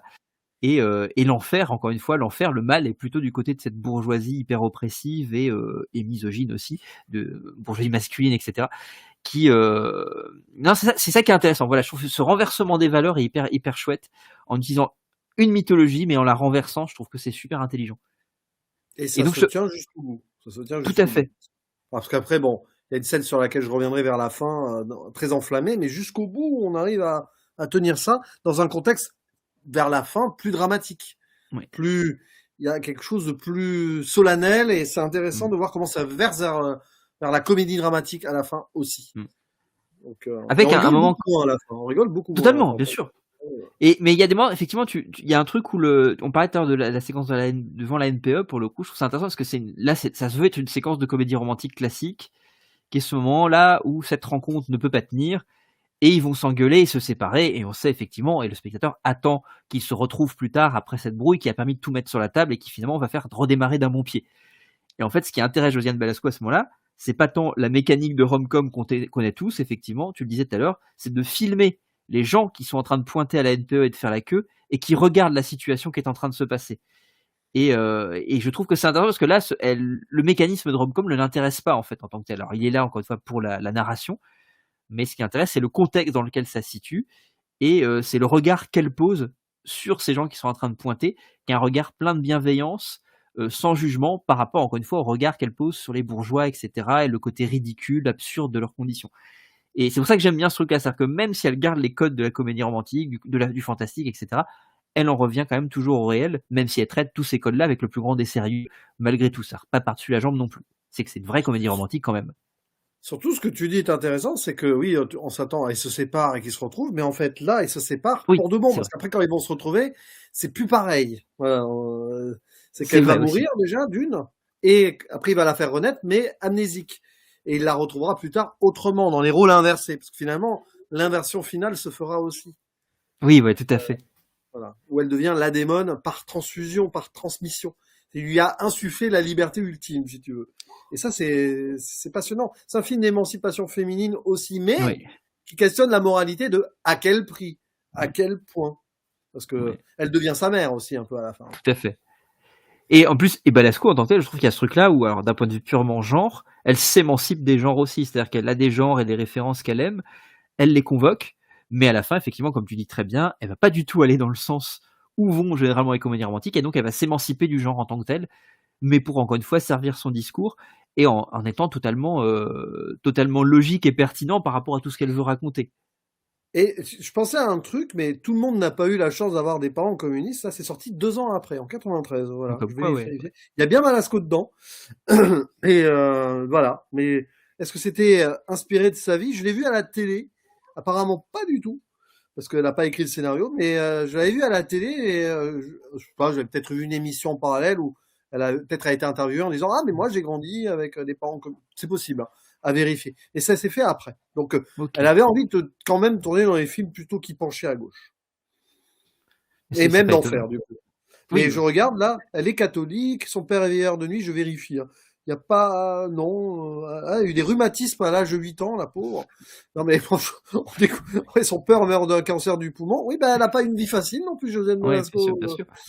Ouais, mais elle parle pas de communisme. Voilà. Mais d'origine yougoslave, hein, donc il y a quand Tiens. même une idée d'affrontement de classe. Voilà, bon, enfin, il n'y a pas de preuve comme quoi elle Ouais. était spécialement communiste, mais je sais pas, dans ma tête, j'ai toujours vu Josiane Malasco comme étant sympathisante communiste. Et je pense que c'est à cause du film, donc elle a fait 2 ans après. Oui, Enfin, à ok, cause ou ouais. grâce. Hein, mais il me semble quand même qu'elle a été quand même l'une de celles qui était le plus engagée à gauche de la troupe du Splendide, de mémoire. Voilà. Mais bon. Bah, Après, si on se trompe, n'hésitez pas à dire en commentaire si oui, bien sûr. vous êtes balascologue précis, vous pourrez nous le dire. Vous êtes le rédacteur de sa page Wikipédia aussi. Si... Ou vous êtes Josiane Malasco elle-même. Voilà, si vous êtes là, Je suis- madame, on vous salue, on sait jamais. Et alors, justement, je te propose, comme tu as déjà un petit peu ancré cette questionnement-là de la question de la libération, si je peux, d'émancipation féminine, je te propose la deuxième thématique que j'avais proposée, qui était un peu plus long au niveau de la formulation, un portrait entre satire et empathie sur la solitude et le désir féminin. Qu'est-ce que cela t'évoque? Alors, ça t'évoque des choses puisque tu en as déjà un petit peu parlé en réalité. Voilà, qu'est-ce que ça t'évoque et qu'est-ce que tu pourrais un petit peu développer là-dessus? Ah oui, alors déjà l'idée de la satire, alors le choix du Bergman qu'elle regarde, qui parle quand même, alors on simplifie, hein, d'une femme seule qui va mourir, bon, qui est rejointe par ses sœurs, et c'est un peu, voilà. Et cette idée que déjà dans le choix de ses films, bon, certes, elle est cinéphile probablement, mais quand même, hein, un cri et chuchotement pour son anniversaire, c'est pas très joyeux dans l'idée. C'est pas pour faire la fête. Elle a bien compris d'avance que ça allait pas être la joie ce jour-là. Ça en dit long, mine de rien. Et cette idée que moi, c'est très triste quand même comme personnage hein, qu'elle s'est donné. Ouais, C'est-à-dire que Balasco elle-même se donne un personnage très triste qui est brimé de partout et qui en arrive à avoir un dégoût d'elle-même presque.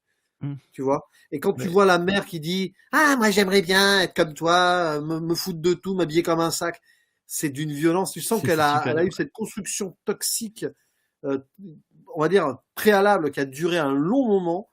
Et donc elle est enfermée, elle est dans son enfer. On en revient un petit peu à ce qu'on disait tout à l'heure, mais cette idée qu'elle limite psychologiquement, il y a peut-être un processus inconscient. Elle a même choisi un boulot et un patron. Elle aurait très bien pu peut-être trouver un travail ailleurs, hein, peut-être des compétences, bon, peut-être problème de chômage et tout à l'époque. Et encore, oui, on voit avec la NPE que c'était pas facile là, mais elle a quand même choisi le pire des patrons possible, un boulot horriblement dur pour rien, qui la met pas du tout en valeur. Parce que c'est vrai que les secrétariats médicaux, c'est un métier difficile. C'est un métier difficile parce que tu te prends toutes les plaintes des patients qui osent pas trop se plaindre au médecin. Enfin, c'est un peu la totale, quoi. Et c'est certainement pas mieux aujourd'hui, même si c'est beaucoup remplacé maintenant par des IA ou c'est des rendez-vous en ligne. Hein. C'est un métier qui a tendance à disparaître aussi. Mais tu sens que tout va mal, quoi. Elle choisit le pire psy possible. Pendant des années, elle y a dépensé des dizaines de milliers de francs. C'est affreux, quoi. Elle est dans cette spirale infernale et elle n'arrive pas à en sortir. Jusqu'à ce voisin, comme si le destin l'a prédestiné aussi à accueillir peut-être le démon dans sa vie, quoi. Cette idée du démon qui pourrait la libérer. Mais puis le désir, mais elle n'a plus aucun désir, la pauvre. Elle a même plus le désir de vivre, en fait. Arrivé à un certain point. Et à un moment, elle a ce faux désir, de faux semblant de cette construction qu'elle peut avoir autour, de devenir une bimbo, mais elle en perd son intelligence et sa réflexion le temps où elle devient la bimbo. C'est intéressant, ça aussi. Parce qu'elle est très intelligente, Léa. Bien trop intelligente pour le boulot qu'elle fait et pour l'entourage qu'elle se coltine, quoi. C'est vachement intéressant ce que tu dis sur cette manière dont elle est complètement pressurée. Enfin, il y a ce truc-là vraiment où, parce qu'elle a subi une éducation, une mère toxique, finalement, elle est prête à une situation où tu as l'impression qu'elle attire toutes les personnes toxiques autour d'elle. Elle est tellement conditionnée par ce système-là que ça attire effectivement et que tout le monde semble, on dirait qu'elle est le centre névralgique de tout le point de convergence de tous ces personnages toxiques, que ce soit effectivement son patron, que ce soit, et ça fonctionne très bien hein, psychologiquement, c'est assez pertinent parce qu'il y a ce truc là où les personnes qui ont subi généralement des personnes toxiques finalement attirent ce type de personnes parce qu'ils voient cette fragilité aussi, et donc il y a une sorte de conditionnement en fait dans l'interaction avec autrui qui fait que ça amène à ce genre de comportement hyper répétitif autour d'eux. Et il faut justement qu'il fasse beaucoup plus attentif pour se prémunir de ce type de relation qui peut se créer. Et c'est vrai que le début, moi, encore une fois, ce que je dis, les 20 premières minutes, je les trouve d'une tristesse infinie en fait. Et c'est renforcé par le choix de la comédie, parce qu'encore une fois, ce décalage crée un vrai malaise en fait. Il y a un truc. Et le cri au chuchotement, moi je trouve que c'est vraiment l'incarnation de ce truc-là. C'est-à-dire là, effectivement, comme tu le dis, les questionnements, les interrogations de cri au chuchotement, c'est grossièrement la solitude féminine et le désir féminin. Et tout ce que les carcans sociaux vont presser autour des femmes. Et en fait, voilà, qu'elle regarde ça, en fait, c'est presque elle reste en plus dans son, elle marine dans son jus, si je puis dire, en regardant cru au chuchotement. C'est-à-dire, elle s'inflige quelque chose qui lui rappelle sa propre existence, alors qu'il amène peut-être à se questionner, mais qui la laisse quand même dans cet état de végétatif en fait assez terrifiant. Oui, et puis en plus, on sent que ce destin la poursuit parce que au moment où elle signe le pacte, bon, on se dit, vu dans quel état d'esprit elle est, il lui reste 3 mois, mais au moins elle va pouvoir vivre des bons trucs. Mais même dans ces moments-là, c'est la catastrophe parce que bon, il y a l'histoire, elle va être transformée en bimbo, etc. Mais elle va découvrir en étant la petite souris dans le cendrier, donc que ce sont des pervers absolus, genre en gros, il parie avec ses potes, qui va en profiter, qui va même en faire profiter ses potes derrière, parce qu'on peut pas faire plus dégueulasse niveau machisme absolu là-dessus. Alors qu'elle idéalise complètement, En plus, c'est un connard absolu, elle s'en rend même pas compte parce qu'elle peut plus. Elle est dans cette idée que elle se déprécie tellement de tout que elle se projette une fausse idole, alors que c'est un détestable total. Et en plus, après coup, elle apprend que le miroir était destiné à sa mère. C'est-à-dire que même là, elle s'est dit, encore ma mère et tout. Et avant cela, en plus, le summum, c'est que comme elle se fait abandonner, parce que l'archange Gabriel intervient en plein moment où elle se réveille le petit matin auprès de son psy, et il se rend compte que c'est elle. Oui. Remarque, belle vengeance, parce que quand même là, le psy pervers, là, il a finalement pris du plaisir hein, avec ce que lui fait subir Léa avant, comme quoi lui peut-être qu'il se ment dans une sorte d'autre conditionnement dans des carcans, tu vois ce que c'est intéressant. Oui. Aussi. Mais au moins il aura sa torpeur en découvrant la vérité que c'est Léa. C'est bien, est-ce qu'il est quand même puni? Parce que sur un moment, tu te dis, il a quand même pris du plaisir. Je me demandais toujours ce qui manquait aux femmes. Vous avez donné la réponse. Un pénis.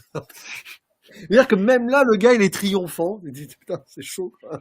Et elle, même là, en fait, même dans cette vengeance qu'elle pourrait obtenir et savourer, en réalité, ce qui est horrible, c'est qu'elle est elle-même, quand elle réapparaît, c'est elle la punition quand même. C'est terrible d'arriver là, c'est la dépréciation. Elle est la punition en fait. Et c'est pour ça d'ailleurs qu'après, elle se suicide. Elle fait une tentative de suicide. Alors il débarque là, il pète tout. Hein. Là, les toilettes explosent quand il débarque. Mais il vient la sauver quand même. Bon, il vient la sauver pour lui d'abord. Hein. On reviendra sur la séquence du bar après, mais quand même, elle a touché le fond, quoi.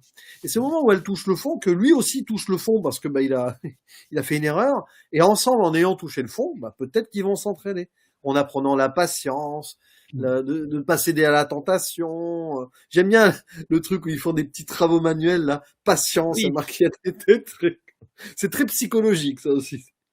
Ah elle est super cette séquence où il essaie de refaire démarrer une ampoule.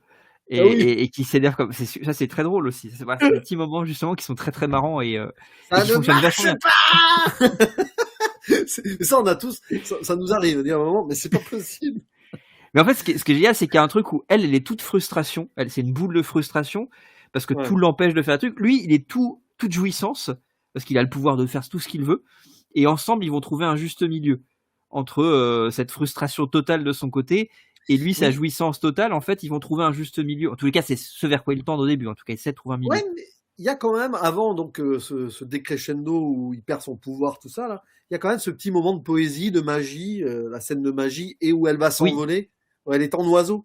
Il l'a et qui est fait, super il aussi. l'a fait voler en oiseau, c'est magnifique ça. Voilà, ça c'est. Et d'ailleurs, très belle scène quand elle atterrit, là, je pense qu'ils ont pris Oui, un oui. élastique et tout, on le voit pas, c'est très joli, il y a des effets quand même, hein, elle s'est pris la tête pour des scènes dans le film, des fois. Même la scène de la porte qui défèque, il faut quand même, c'est très pratique en plus, en plus c'est des effets pratiques. C'est-à-dire qu'une porte qui se déforme En cul. c'est l'antre de la folie avant l'heure en fait. Mais ah oui, bah c'est un vrai trou de balle le voisin, oui, du coup. Avec des gros caca qui sortent. Ah ben oui, enfin, je sais pas quelle matière ils ont utilisé, de la boue probablement, mais ça fait réaliste et faut pas manger à ce moment-là. Voilà, c'est un moment, C'est celle-ci. c'est dommage. Alors, en plus, si à ce moment-là vous mangez de la mousse au chocolat, c'est catastrophique. Désolé pour cette parenthèse un peu scato, mais ça va avec la tonalité du film. Hein. Mais Mais en fait, bon, le film, il arrive à être subtil et très trivial à la fois. C'est-à-dire il passe son temps à faire sur des blagues effectivement très triviales, un peu scato. Tu parlais tout à l'heure donc de la séquence avec Richard Berry qu'elle viole littéralement dans les toilettes parce qu'effectivement il lui pousse un pénis quand elle est en bimbo et donc elle le viole. Et puis après, c'est la voilà, on a vengeance donc ultime. C'est la ouais, vengeance voilà, ultime totalement. contre le patriarcat. Voilà, enfin c'est intéressant parce que c'est un vrai revenge. Oui, il y a une sorte de Pour le revenge coup, movie là-dedans.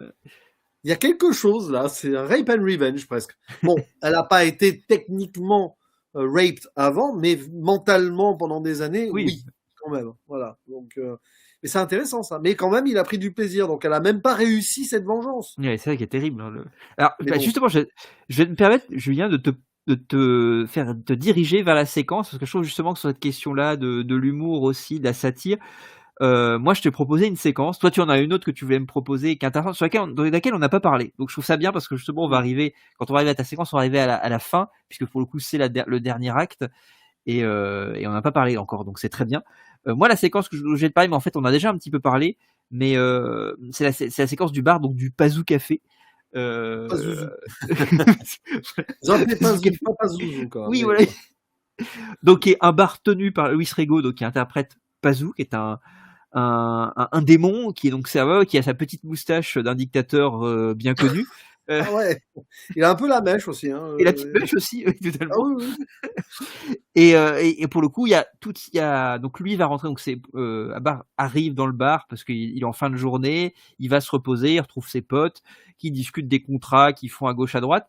Moi, c'est une séquence, c'est marrant parce qu'en la voyant, c'est très bizarre. Mais pareil, je me dis, est-ce que encore une fois c'est une référence?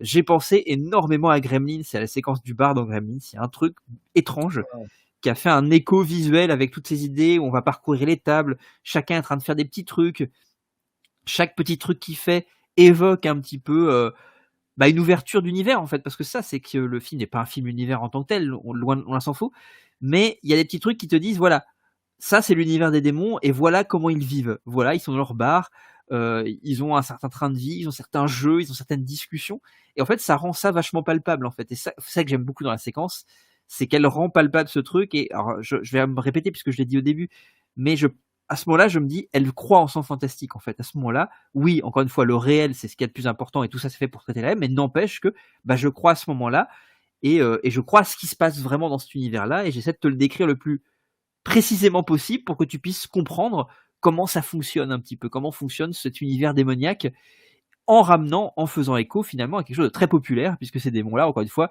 ils vont dans ce petit café, dans ce petit bar, ils tapent la discute, ils jouent, ils déconnent, ce qui tranchera quand même radicalement avec le resto de la dernière partie dont on parlait tout à l'heure. Et t'as même le côté un peu populaire entre le patron et la patronne qui se disputent là, avec Lilith qui est jouée par d'ailleurs Oui. Catherine Hegel, qu'on a vu dans La vie est un long fleuve tranquille, hein, qui était la compagne de Richard Berry à l'époque. Et la pauvre, visiblement, je ne vais pas rentrer dans les détails, mais je crois que tout ce qu'il y a eu comme scandale, etc., c'est venu d'elle, hein, qui a osé, qui a Parler, soutenu. Ouais. Voilà, donc bon, qui est encore active, hein, d'ailleurs, Catherine Hegel, qui est dame du théâtre aussi, conservatoire et tout, attention. Hein. Et la façon dont il se dispute, lui, le petit poltron, ça y va bien, là, le petit dictateur qui va dans son bunker, littéralement, au moment. Je sais pas si t'as peut-être un petit peu cette référence-là. Et c'est vrai qu'il y a tout un petit folklore. On les voit jouer au billard, évidemment, en télékinésique. Alors, c'est très drôle. Ouais, ça c'est hyper rigolo. Ouais. C'est un jeu où personne ne perd et personne ne gagne. Je sais plus dans quel film où il y avait une idée de fantasy comme ça. C'est un jeu où personne ne gagne ou personne ne perd. Ah bah si, c'est dans cette scène où il parle du 666. Ah, bah, Personne. totalement, oui. Et ça dure une éternité parce que personne veut perdre. le fameux du jeu du 666 avec 3D. Voilà. Et c'est vrai que il se tape il se balance des pics sur les mains. C'est tout va bien. C'est quoi. hyper drôle, mais oui. Ils boivent de l'acide, hein, littéralement. Et là, il fait la fête. Ouais, voilà, j'ai une âme parfaite, pure et tout. Et alors, qui c'est qui vient casser l'ambiance? C'est Gabi. C'est l'archange Gabriel. Alors évidemment, moi j'adore cette scène quand même, où t'as la croix renversée quand il rentre, elle se Ça, c'est remet à super. l'endroit. Ça, c'est une super idée, ça. C'est le détail qui tue. Et c'est vrai qu'à ce moment-là, moi je vois Jean-Yann. J'aurais aimé voir Jean-Yann dans cette. Je sais pas. Ça aurait été encore plus, c'est cynique et tout. Ça aurait été génial avec Jean. Mais le Jean-Yann peut-être plus des années d'avant, parce qu'en plus on a parlé Oui. de lui dans Que la bête meurt, etc. Tout à fait. C'est moins. Bon, il faisait des films encore à l'époque, hein, mais il avait moins le vent en poupe, on va dire comme ça. Et c'est vrai que cette idée, mais bon, Michael Lonsdale est extraordinaire en plus, c'est l'acteur franco-britannique, c'est très centré, etc., qui représente une certaine classe, hein, à ce côté bourgeois. Mais ouais, c'est ça, moi que j'aime bien. Ouais, Il a joué des rôles bourgeois dans les films un peu thriller politique français aussi, hein, de mémoire. Même tu vois dans La mariée était en noir, hein, c'est de Truffaut, hein, le personnage qui joue, qui est une sorte de bourgeois très veule, très lâche. Une autre forme de revenge movie pour le coup. Totalement. Oui, et pareil, d'émancipation féminine, c'est totalement la même idée, oui. C'est presque du genre aussi, hein, c'est presque à noter pour. Oui, ah bah totalement. Mais alors c'est vrai qu'il refroidit vraiment l'atmosphère, mais il va même la refroidir, quoi. Oui. Et quand même le personnage du démon qui est tout congelé. Hein. Et il en impose, hein. Totalement. Quand même. Et puis comme tu l'as dit, hein, un peu en contre-plongée là, voilà, c'est le colosse qui arrive là.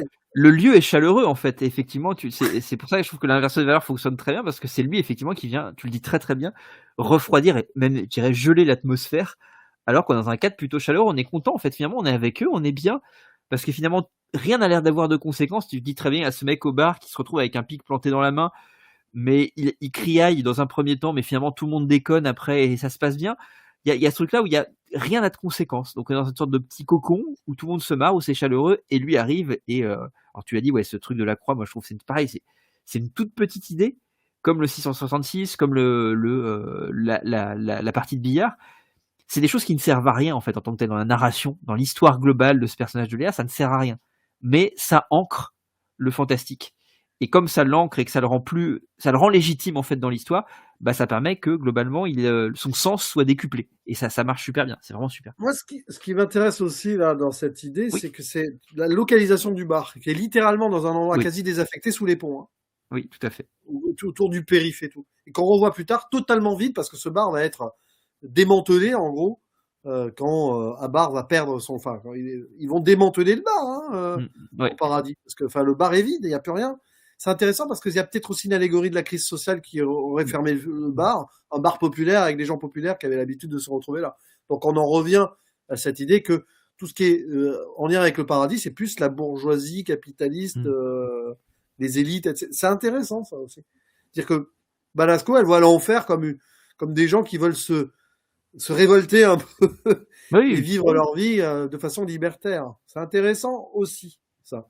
C'est-à-dire que elle a eu une éducation catholique. On a vu dans la bio tout à l'heure. J'ai lu ça en mode. Mais en fait, peut-être qu'elle règle aussi quelques petits comptes. Peut-être qu'elle règle ces petits comptes là-dessus. À voir. Bah, l'hypocrisie, je pense que l'hypocrisie de la religion catholique, elle est quand même pointée du doigt. Je trouve que on en parlait tout à l'heure, mais la séquence avec Bertrand Blier, donc de la confession, en fait, il y a un truc hyper hypocrite parce qu'elle confesse quand même des choses graves si on les prend telles quelles. Et lui, il est presque dans la même posture que le psychanalyste en fait. Il s'en fout, il écoute sans vraiment écouter. Voilà, il y a ce truc-là sur le fait que la religion catholique absout de tout en fait. En réalité, ils ont l'hypocrisie de te dire il faut pas faire ça, mais en même temps, si tu le fais, on peut t'absoudre sans trop de problèmes. Il y a un truc je pense qu'il y a une vraie critique aussi, effectivement, indépendamment de la critique sociale, etc., de la religion, des institutions religieuses, etc., aussi, de la pensée dans sa globalité, d'idéologie religieuse catholique. Et tu sais, je lis un peu sa bio vite fait en même temps, là. Ça n'a pas été facile pour elle, hein. Parce que son père meurt, elle a 14 ans. Elle est restée 1 an à pas sortir chez elle parce qu'elle a eu des problèmes donc de rhumatisme à l'âge de 8 ans. Donc elle a eu le temps de se faire un imaginaire et peut-être de regarder des films aussi au passage. Elle a vécu avec sa mère et sa grand-mère, mais à un moment, elle s'est fâchée avec sa mère. Elle a appris juste avant la mort de son père qu'elle avait un demi-frère en Yougoslavie. Bon, ça lui a fait travailler. C'est peut-être pour ça qu'elle s'est tournée vers l'art aussi, hein. C'est peut-être pour ça qu'elle s'est tournée vers l'art. C'est pas anodin non plus. Ce film-là, en particulier, est très cathartique, hein. Il y a un truc on sent qu'il y a un truc très cathartique derrière. Et d'ailleurs, son premier scénario, qui a pas débouché sur un film, s'appelle « Quand je serai grande, je serai paranoïaque ». Bon, elle en devient parano de sa propre dépréciation pendant le film aussi. Mais je pense qu'elle y a mis pas mal d'elle quand même, hein. C'est un film c'est intéressant. Il faudrait lire des interviews de l'époque, s'il y a des journalistes qui ont osé aller dans des questions un peu plus personnelles, parce que c'est rare, hein, et tout. Ou peut-être lui poser des questions aujourd'hui. Interviewer Josiane Balasco. Ça va être difficile. Je pense pas que ce soit une dame qui ait très envie d'être sur les réseaux et tout. Quoique, on peut avoir des surprises. On sait jamais. On sait jamais. Mais c'est vrai que techniquement, comme ça, on voit qu'elle a eu envie de lâcher les potards avec ce film. Et puis avec celui d'après, autrement, quand même, Gazon maudit, Mais totalement, a osé des trucs, même s'il y a des maladresses aussi, mais qui a osé des trucs. Et d'ailleurs, en parallèle, dans Gazon maudit, on aurait presque pu parler ça dans la thématique d'avant, mais le personnage de Victoria Abril, c'est quand même une femme qui est brimée par son mari, un peu queutard à droite à gauche. C'est vrai. C'est intéressant aussi, ça. C'est-à-dire qu'il y a aussi une femme qui, sur une impulsion de libération et de vengeance aussi, va s'émanciper avec l'arrivée du personnage de Balasco. Oui, c'est vrai. Non, voilà. Donc il y a des choses à creuser dans ce cinéma-là. Après, je sais pas tout ce qu'elle a fait par la suite parce que j'ai pas trop suivi ce qu'elle a fait après, mais voilà. Non, c'est très très intéressant. Alors justement, toi, est-ce que tu me disais que tu avais une séquence toi qui t'intéressait justement, qui permet justement d'aller parce que c'est vrai qu'on a beaucoup parlé du personnage de Léa. On a parlé un petit peu du personnage de Barbe, mais un petit peu moins. Et justement, je dirais que là, il y a la séquence qui t'intéresse, c'est celle qui permet de résoudre quand même un enjeu sur le personnage de Barbe, parce que qui est aussi effectivement le point de vue de Léa est important, mais le personnage de Barbe est quand même très important aussi dans son évolution. On disait tout à l'heure, il y a un croisement, il y a une sorte de, je dirais même plutôt ils vont à la rencontre l'un de l'autre, je dirais, dans leurs excès, chacun de leur côté, ou dans leur, ils vont se retrouver à un moment donné sur un point de convergence. Alors voilà, quelle est la séquence que tu pouvais la contextualiser et qu'est-ce que tu veux en dire? Je rebondirai, je me permettrai par la suite. Alors, c'est la fameuse scène où, bon, après avoir quitté Léa, techniquement, il doit tenir jusqu'à minuit. Vraiment, bon, il en a marre. Alors, il en a marre parce qu'il a pendant des mois, il a essayé d'être humain et tout, mais il se rend compte surtout, c'est intéressant, on en revient à la scène de la NPE quand même, mais bon, il se rend compte surtout qu'être humain, ça craint. Voilà. Et tous ces gens, ces pauvres, d'ailleurs, il insulte limite les gens, là, qui attendent. Regardez, les pauvres, là, qu'est-ce que vous allez faire de vos vies et tout. C'est terrible parce il rejette cette humanité qu'on lui offre, qui allait être sienne, alors que pourtant, il aime Léa. Enfin, il y a quelque chose, mais il décide de repartir dans ses délires démoniaques. Il rappelle les 2 panthères, là, les 2 femmes panthères, les 2 succubes, on va dire ça comme ça. Et c'est là où il va faire le délire, le restaurant et tout, mais il se lasse très vite et il veut revenir. C'est intéressant parce que là, il passe par un délire existentiel, hein, en quelques heures, mais finalement, il se dit, être humain, c'est ce qu'il faut que je sois. Mais quand il revient, c'est trop tard. L'hôtel est en feu. Et tu te poses quand même des questions, hein, sur cet hôtel en feu. On ne sait pas ce qui s'est passé. Alors, il y a un discours social vétuste. Il y a un pompier qui dit, vous voyez, ces trucs-là, c'est vétuste, ça crame, c'est normal. Avec un discours assez cynique, hein, du pompier. Mais le discours social est derrière. On laisse vivre des gens dans des endroits qui peuvent... c'est vrai. Il y a eu des drames comme ça. Il y en a encore dans des endroits comme ça. Bon, mais on peut se demander si l'hôtel n'a pas pris feu parce que Léa n'a pas peut-être essayé une nouvelle fois d'en finir. On ne sait pas, mais tu sais qu'il peut y avoir un écho. Et en gros, là, magnifique Abar devient humain ultimement. Il va sauver un enfant. Voilà. Il va sauver un enfant dans les flammes. Donc, il peut aller dans les flammes, lui. Il ne les craint pas. Et pour cause, scène exceptionnelle parce que là, là, on est dans du cinéma où il y a des effets avec les flammes. D'ailleurs, il ouvre les flammes. Hein. C'est Moïse. Hein. c'est Moïse, mais il y a un effet avec une musique alors je sais pas ce qui a été utilisé comme musique classique, un peu avec des chants quasi pas grégoriens, mais Je crois que c'est Liszt. Je crois que c'est un truc de Liszt qui est repris. ah bah ouais, voilà, c'est un truc Il me semble très, c'est ça. Ouais. voilà, ça part quoi dans des tons, dans le drame, et il va à travers les flammes sauver l'enfant, et puis après il revient et voit Léa.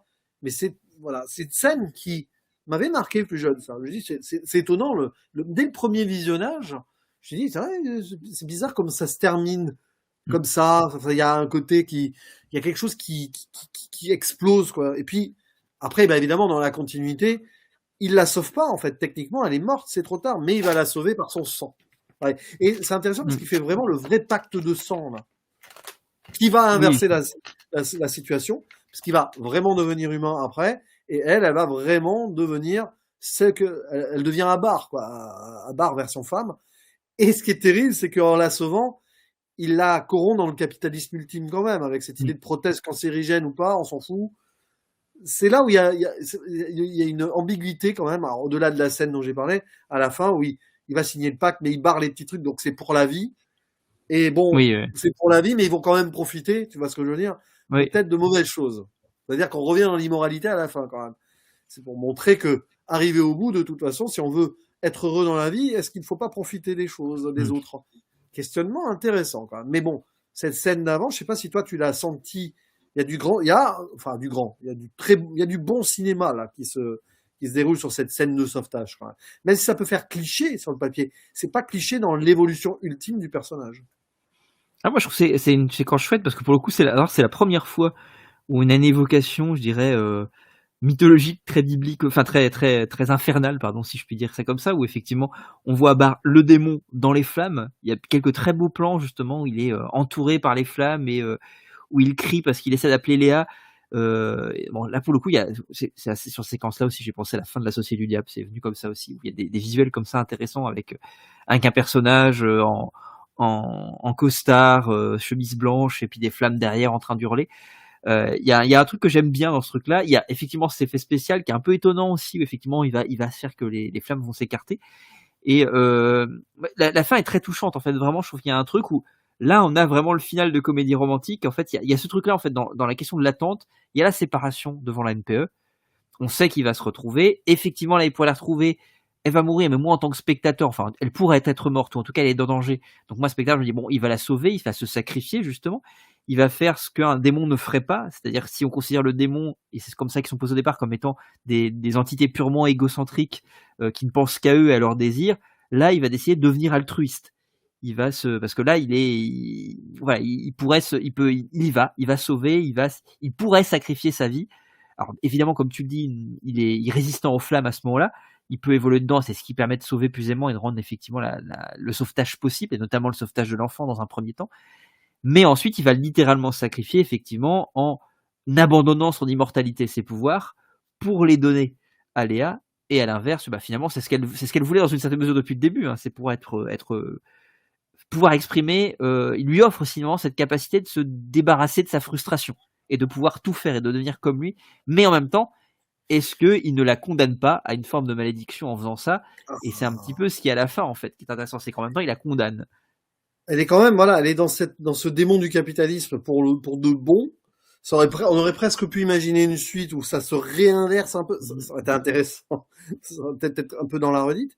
Mais elle ancre vraiment toute la finalité du film dans une certaine, peut-être grandiloquence, mais pas tout le temps sociale, qui ancre le film. D'ailleurs, j'ai continué à regarder un peu la bio, c'est-à-dire on va tout savoir sur Josiane Balasco ici aujourd'hui. Mais il faut savoir que, par exemple, en 2006, elle a soutenu la cause des expulsés du squat de Cachan. Oui, voilà. Et des sans-papiers, des familles africaines. Tu vois que la fin de ce film-là, elle fait sens quand même. Oui, bien sûr. Tu sens qu'il peut y avoir des sans-papiers de familles africaines avec qui elle vit, et tout va bien, ils sont ensemble, etc. Et elle a soutenu le Parti communiste en 2019 lors des élections européennes. Okay. Donc elle y est encore. Voilà, c'est. Mais elle a aussi cette conscience-là, et c'est intéressant parce que le film peut-être fait cette conscience où elle dit que voilà, moi je suis artiste, on risque pas de se faire charger par les CRS et tout, on a une vie confortable. Elle en a conscience. Et à la fin, tu vois, elle donne une fin entre guillemets confortable dans le système à son personnage. Intéressant. C'est-à-dire qu'elle a conscience en finissant, elle va pas être en mode mère la morale finale en disant voilà soyez pauvres et tout, mais elle questionne le fait qu'elle-même à l'époque, elle avait peut-être quand même un peu d'argent, elle avait la célébrité en tout cas, elle se dit bah voilà moi je finis comme ça quand même parce que je peux pas finir comme du Ken Loach, je ne suis pas à ma place. Et dans un film où elle a essayé de faire trouver sa place à son propre personnage aussi. C'est intéressant ça. Et puis il y a ce truc-là de se questionner, effectivement, est-ce que pour pouvoir survivre dans ce monde-là, est-ce qu'il n'y a pas besoin, malheureusement, de vendre un petit peu son âme au diable quand même, malgré tout. En fait, en tout cas, il y a un truc comme ça. Et puis, ce que je trouve assez cynique finalement sur le final, et finalement qui fait que la morale n'est pas sûre, parce que certes, il se retrouve, puisque Hubbard donc est devenu humain, et il décide d'aller la voir, d'aller la retrouver dans cette grande entreprise. Et elle, donc, est devenue démon, et donc il propose effectivement, comme tu disais tout à l'heure, je crois que tu l'as expliqué tout à l'heure rapidement, hein, mais de signer un contrat avec elle, puisqu'elle lui dit, bah, je vais te faire signer un contrat. Mais oui, je sais, puisqu'elle ne se rappelle plus de lui, hein, pour le coup. Il dit, oui, je sais, tu vas me faire signer un contrat et tout. Et la première fois, elle n'avait pas lu les petits caractères, à savoir sa mort qui allait devenir dans quelques mois, une fois qu'elle a signé le contrat. Elle dit, non, mais moi, je lis, et puis je raye cette partie-là, et puis je mets à vie. Pour qu'on reste tout le temps ensemble, parce que c'est toi, ce que je veux, c'est rien, c'est juste toi que je veux. Et il y a ce truc-là, en fait, dans leur relation aussi. Je trouve que ça dit long aussi sur le capitalisme, qui est de dire que finalement ils ne peuvent se retrouver, leur amour est forcément pollué par quelque chose de contractuel aussi. Il y a un truc comme ça où les sentiments eux-mêmes sont affaires de contractualisation. Et je trouve ça finalement assez dur aussi finalement de terminer là-dessus en disant que finalement leur amour n'est possible que dans un acte contractuel. Et en plus on est dans une grosse entreprise. Elle a effectivement, en plus c'est assez amusant le retour de truc parce qu'elle est aussi dans la dentisterie, si je puis dire, alors dans une approche très différente effectivement de ce par quoi on a commencé, donc la boucle est bouclée, si je puis dire quand même, parce qu'on a commencé chez le dentiste et on finit dans une grosse entreprise qui vend des prothèses dentaires, mais effectivement supposées potentiellement cancérigènes en tous les cas, et c'est assez étonnant. Et d'ailleurs au passage, la sexualité, les deux personnages ne la consomment jamais, on sait qu'ils vont les consommer à la fin puisqu'il y a un début de séquences de sexe, mais qu'on ne verra pas pour le coup. Mais il y a ce truc-là aussi où, encore une fois, tout est contractuel. Les émotions, le sexe, etc. C'est assez terrible en fait comme constat. Je trouve que le film est assez pessimiste. Oui, et c'est vrai que cette idée de contrat final, comme elle a signé probablement un contrat pour finaliser son film avec la production. Oui. Donc il y a un petit message là-dessus. Et venant d'une actrice réalisatrice qui aussi a beaucoup œuvré pour le droit au logement dans sa carrière. En plus, voir elle termine quand même, enfin, avant la fin, elle montre quand même qu'il y a des gens qui ont du mal à se loger et qu'il y a des trucs qui brûlent à cause de ça. Mais que elle est artiste, elle a quand même toujours la possibilité d'avoir un pouvoir et un contrôle à travers ce film-là. Elle est consciente de cela, elle va pas non plus les faire terminer dans la pauvreté tous les deux, tu vois. Elle aurait très bien pu faire terminer le film. Les deux sont pauvres, voilà, ils réussissent à tenir 3 mois, c'est bon, ils sont heureux et ils vivent voilà, dans cet endroit miséreux jusqu'au bout. Ben non, parce que elle peut pas donner ça à son personnage parce qu'elle a conscience qu'elle fait partie du système.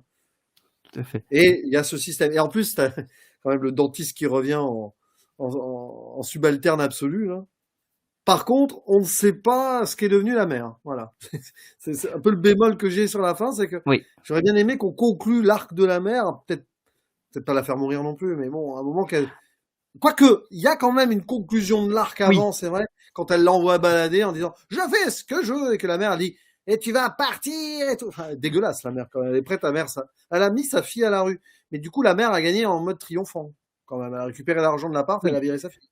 C'est un peu dommage. Après, elle s'en sort quand même parce qu'effectivement, elle s'en est affranchie quand même au sens où effectivement, elle fait sa vie. C'est-à-dire que moi, je trouve qu'elle disparaisse me gêne pas tant que ça parce que finalement, clairement, elle l'a éclipsée de sa vie. Quand elle est encore plus quand elle reprend le pouvoir, elle pouvait pas renouer avec elle en fait. Donc je trouve que finalement, ce qui quand même clôt cet enjeu-là, c'est la rupture entre les deux et c'est le fait qu'elle puisse lui dire merde en fait. C'est globalement ça qui fait que pour moi ça fonctionne quand même. Mais je suis d'accord effectivement qu'on n'a pas ce en fait, on ne sait pas véritablement quel est son entourage, à part, après, bon, ça reste je trouve qu'en fait, on montre presque que sa nouvelle famille, c'est ça, c'est cet entourage-là de l'entreprise. Alors que t'as Gorby derrière qui essaye de participer, le chien de la mère qui essaye de participer à la fin. C'est trop mignon. Voilà. Petit featuring. Alors c'est pas Gorby, c'est Tilky, hein, mais Et j'espère qu'il va pas se transformer en porc cette nuit. Hein. Ah bon, on va éviter, ouais. Je pense qu'on a fait plus ou moins le tour, mais il faut le voir ce film, Ma vie est Oui. un enfer. Et le revoir d'un autre œil, voilà, c'est là que c'est intéressant aussi ce genre de cinéma. Derrière la comédie populaire de base, il se passe des trucs. Parfois, quand c'est bien écrit. Et c'est le cas ici. Ah bah, non, mais moi, ça a été vraiment une énorme surprise. Hein. Donc vraiment, merci pour cette découverte. Ça aussi, que ça sert les GOG aussi. Hein. C'est une énorme découverte pour moi, vraiment. Mais très probablement, la prochaine fois, c'est toi qui vas me faire découvrir un film. Voilà. Oui, On oui. en a un sur la liste que j'ai jamais vu. Parce qu'il me semble que sur les GOG, jusqu'ici, on les avait tous vus tous les deux. Oui, je crois. Oui, voilà. Et là, je te fais découvrir un film, et la prochaine fois, c'est toi qui vas me faire rentrer dans un film qui risque d'être particulier. Surtout si on le regarde dans cette qualité que nous avons récupérée, mais ça va être encore plus, mais on ne dit rien. Ça va être charmant. Moi, Version film de France 3 des années 80. Il y a même le petit macaron interdit au moins de 12 ans de l'époque en dessous, donc c'est assez rigolo. C'est très très charmant. Mais on ne dit pas quel film pour l'instant. Voilà, tout à fait. Il y a peut-être un lien indirect, mais c'est possible, c'est vrai. On peut en tisser un. Naturellement, ça ne marche pas. Mais c'est pas possible. C'est pas possible. Ce n'est pas possible! Mais pourquoi? Pourquoi ça ne marche pas? J'ai fait tout comme il faut. Mais tu vas marcher! Tu vas marcher! Saloperie de chiottes! D'électricité de merde! Alors, ce que je propose, mon cher Julien, justement, c'est une petite recommandation, comme à chaque fin d'émission, en lien ou pas avec le film, ou en tout cas que tu essaies de tisser un lien pour pouvoir un petit peu conclure. Tu parlais tout à l'heure du mal américain, le mal bourgeois, le mal capitaliste. Alors c'est intéressant parce qu'on en a de plus en plus des films qui titillent cela, faits aux États-Unis, par des réalisateurs pas forcément, ou réalisatrices pas forcément américains. Là, c'est le cas, encore une fois, avec un film qui sort, que t'as pas eu le temps de voir, que tu rattraperas dès que possible, parce que je pense que tu vas t'amuser devant, mais on ne fait Ça pas sera que s'amuser. rattrapé.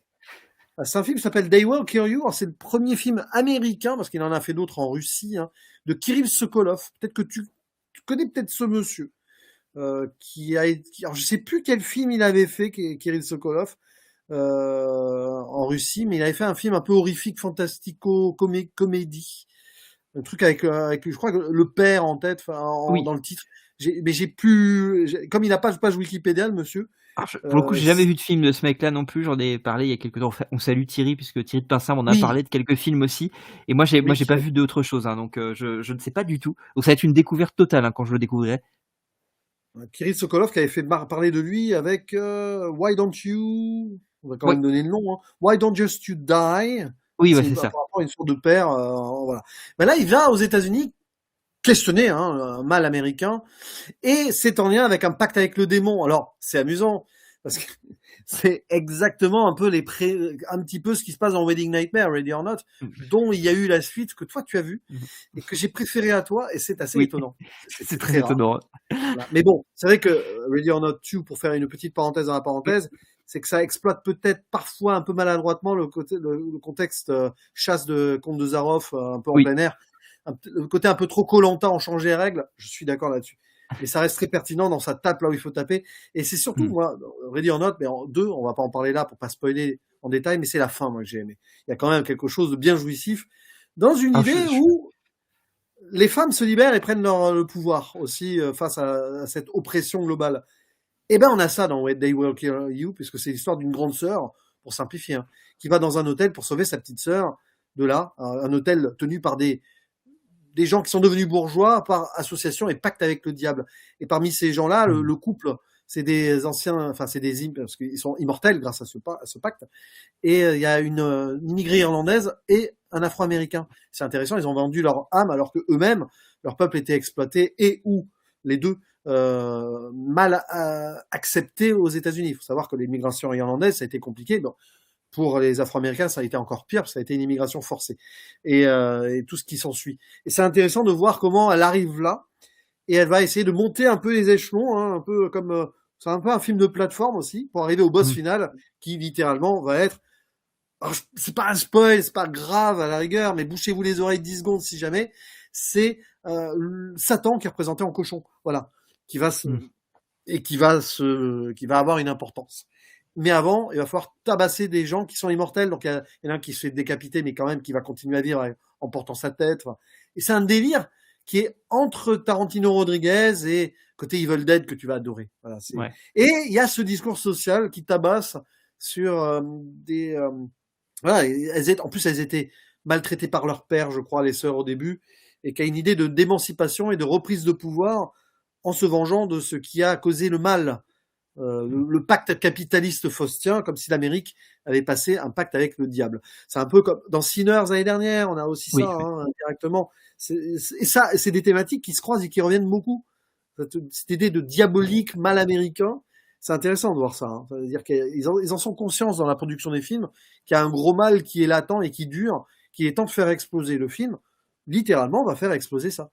Et c'est un moment très jouissif, qui est très bien réalisé en plus, je trouve, spatialement et tout, et qui va dans les moments Goras, un peu discours revenge, et tu vas aimer. Voilà, ça je n'en doute pas.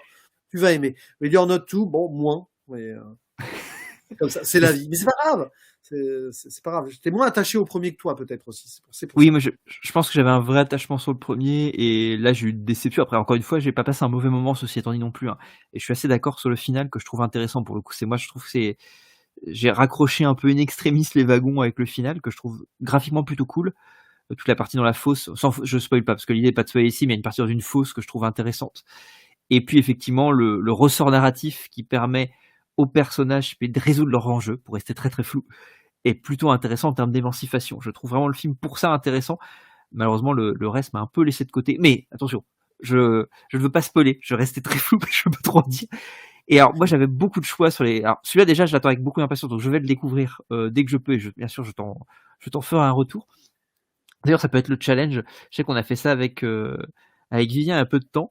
Nos deux recos, on les avait pas vus chacun. Donc, ce que je te propose, c'est qu'on on débriefe peut-être à la prochaine émission.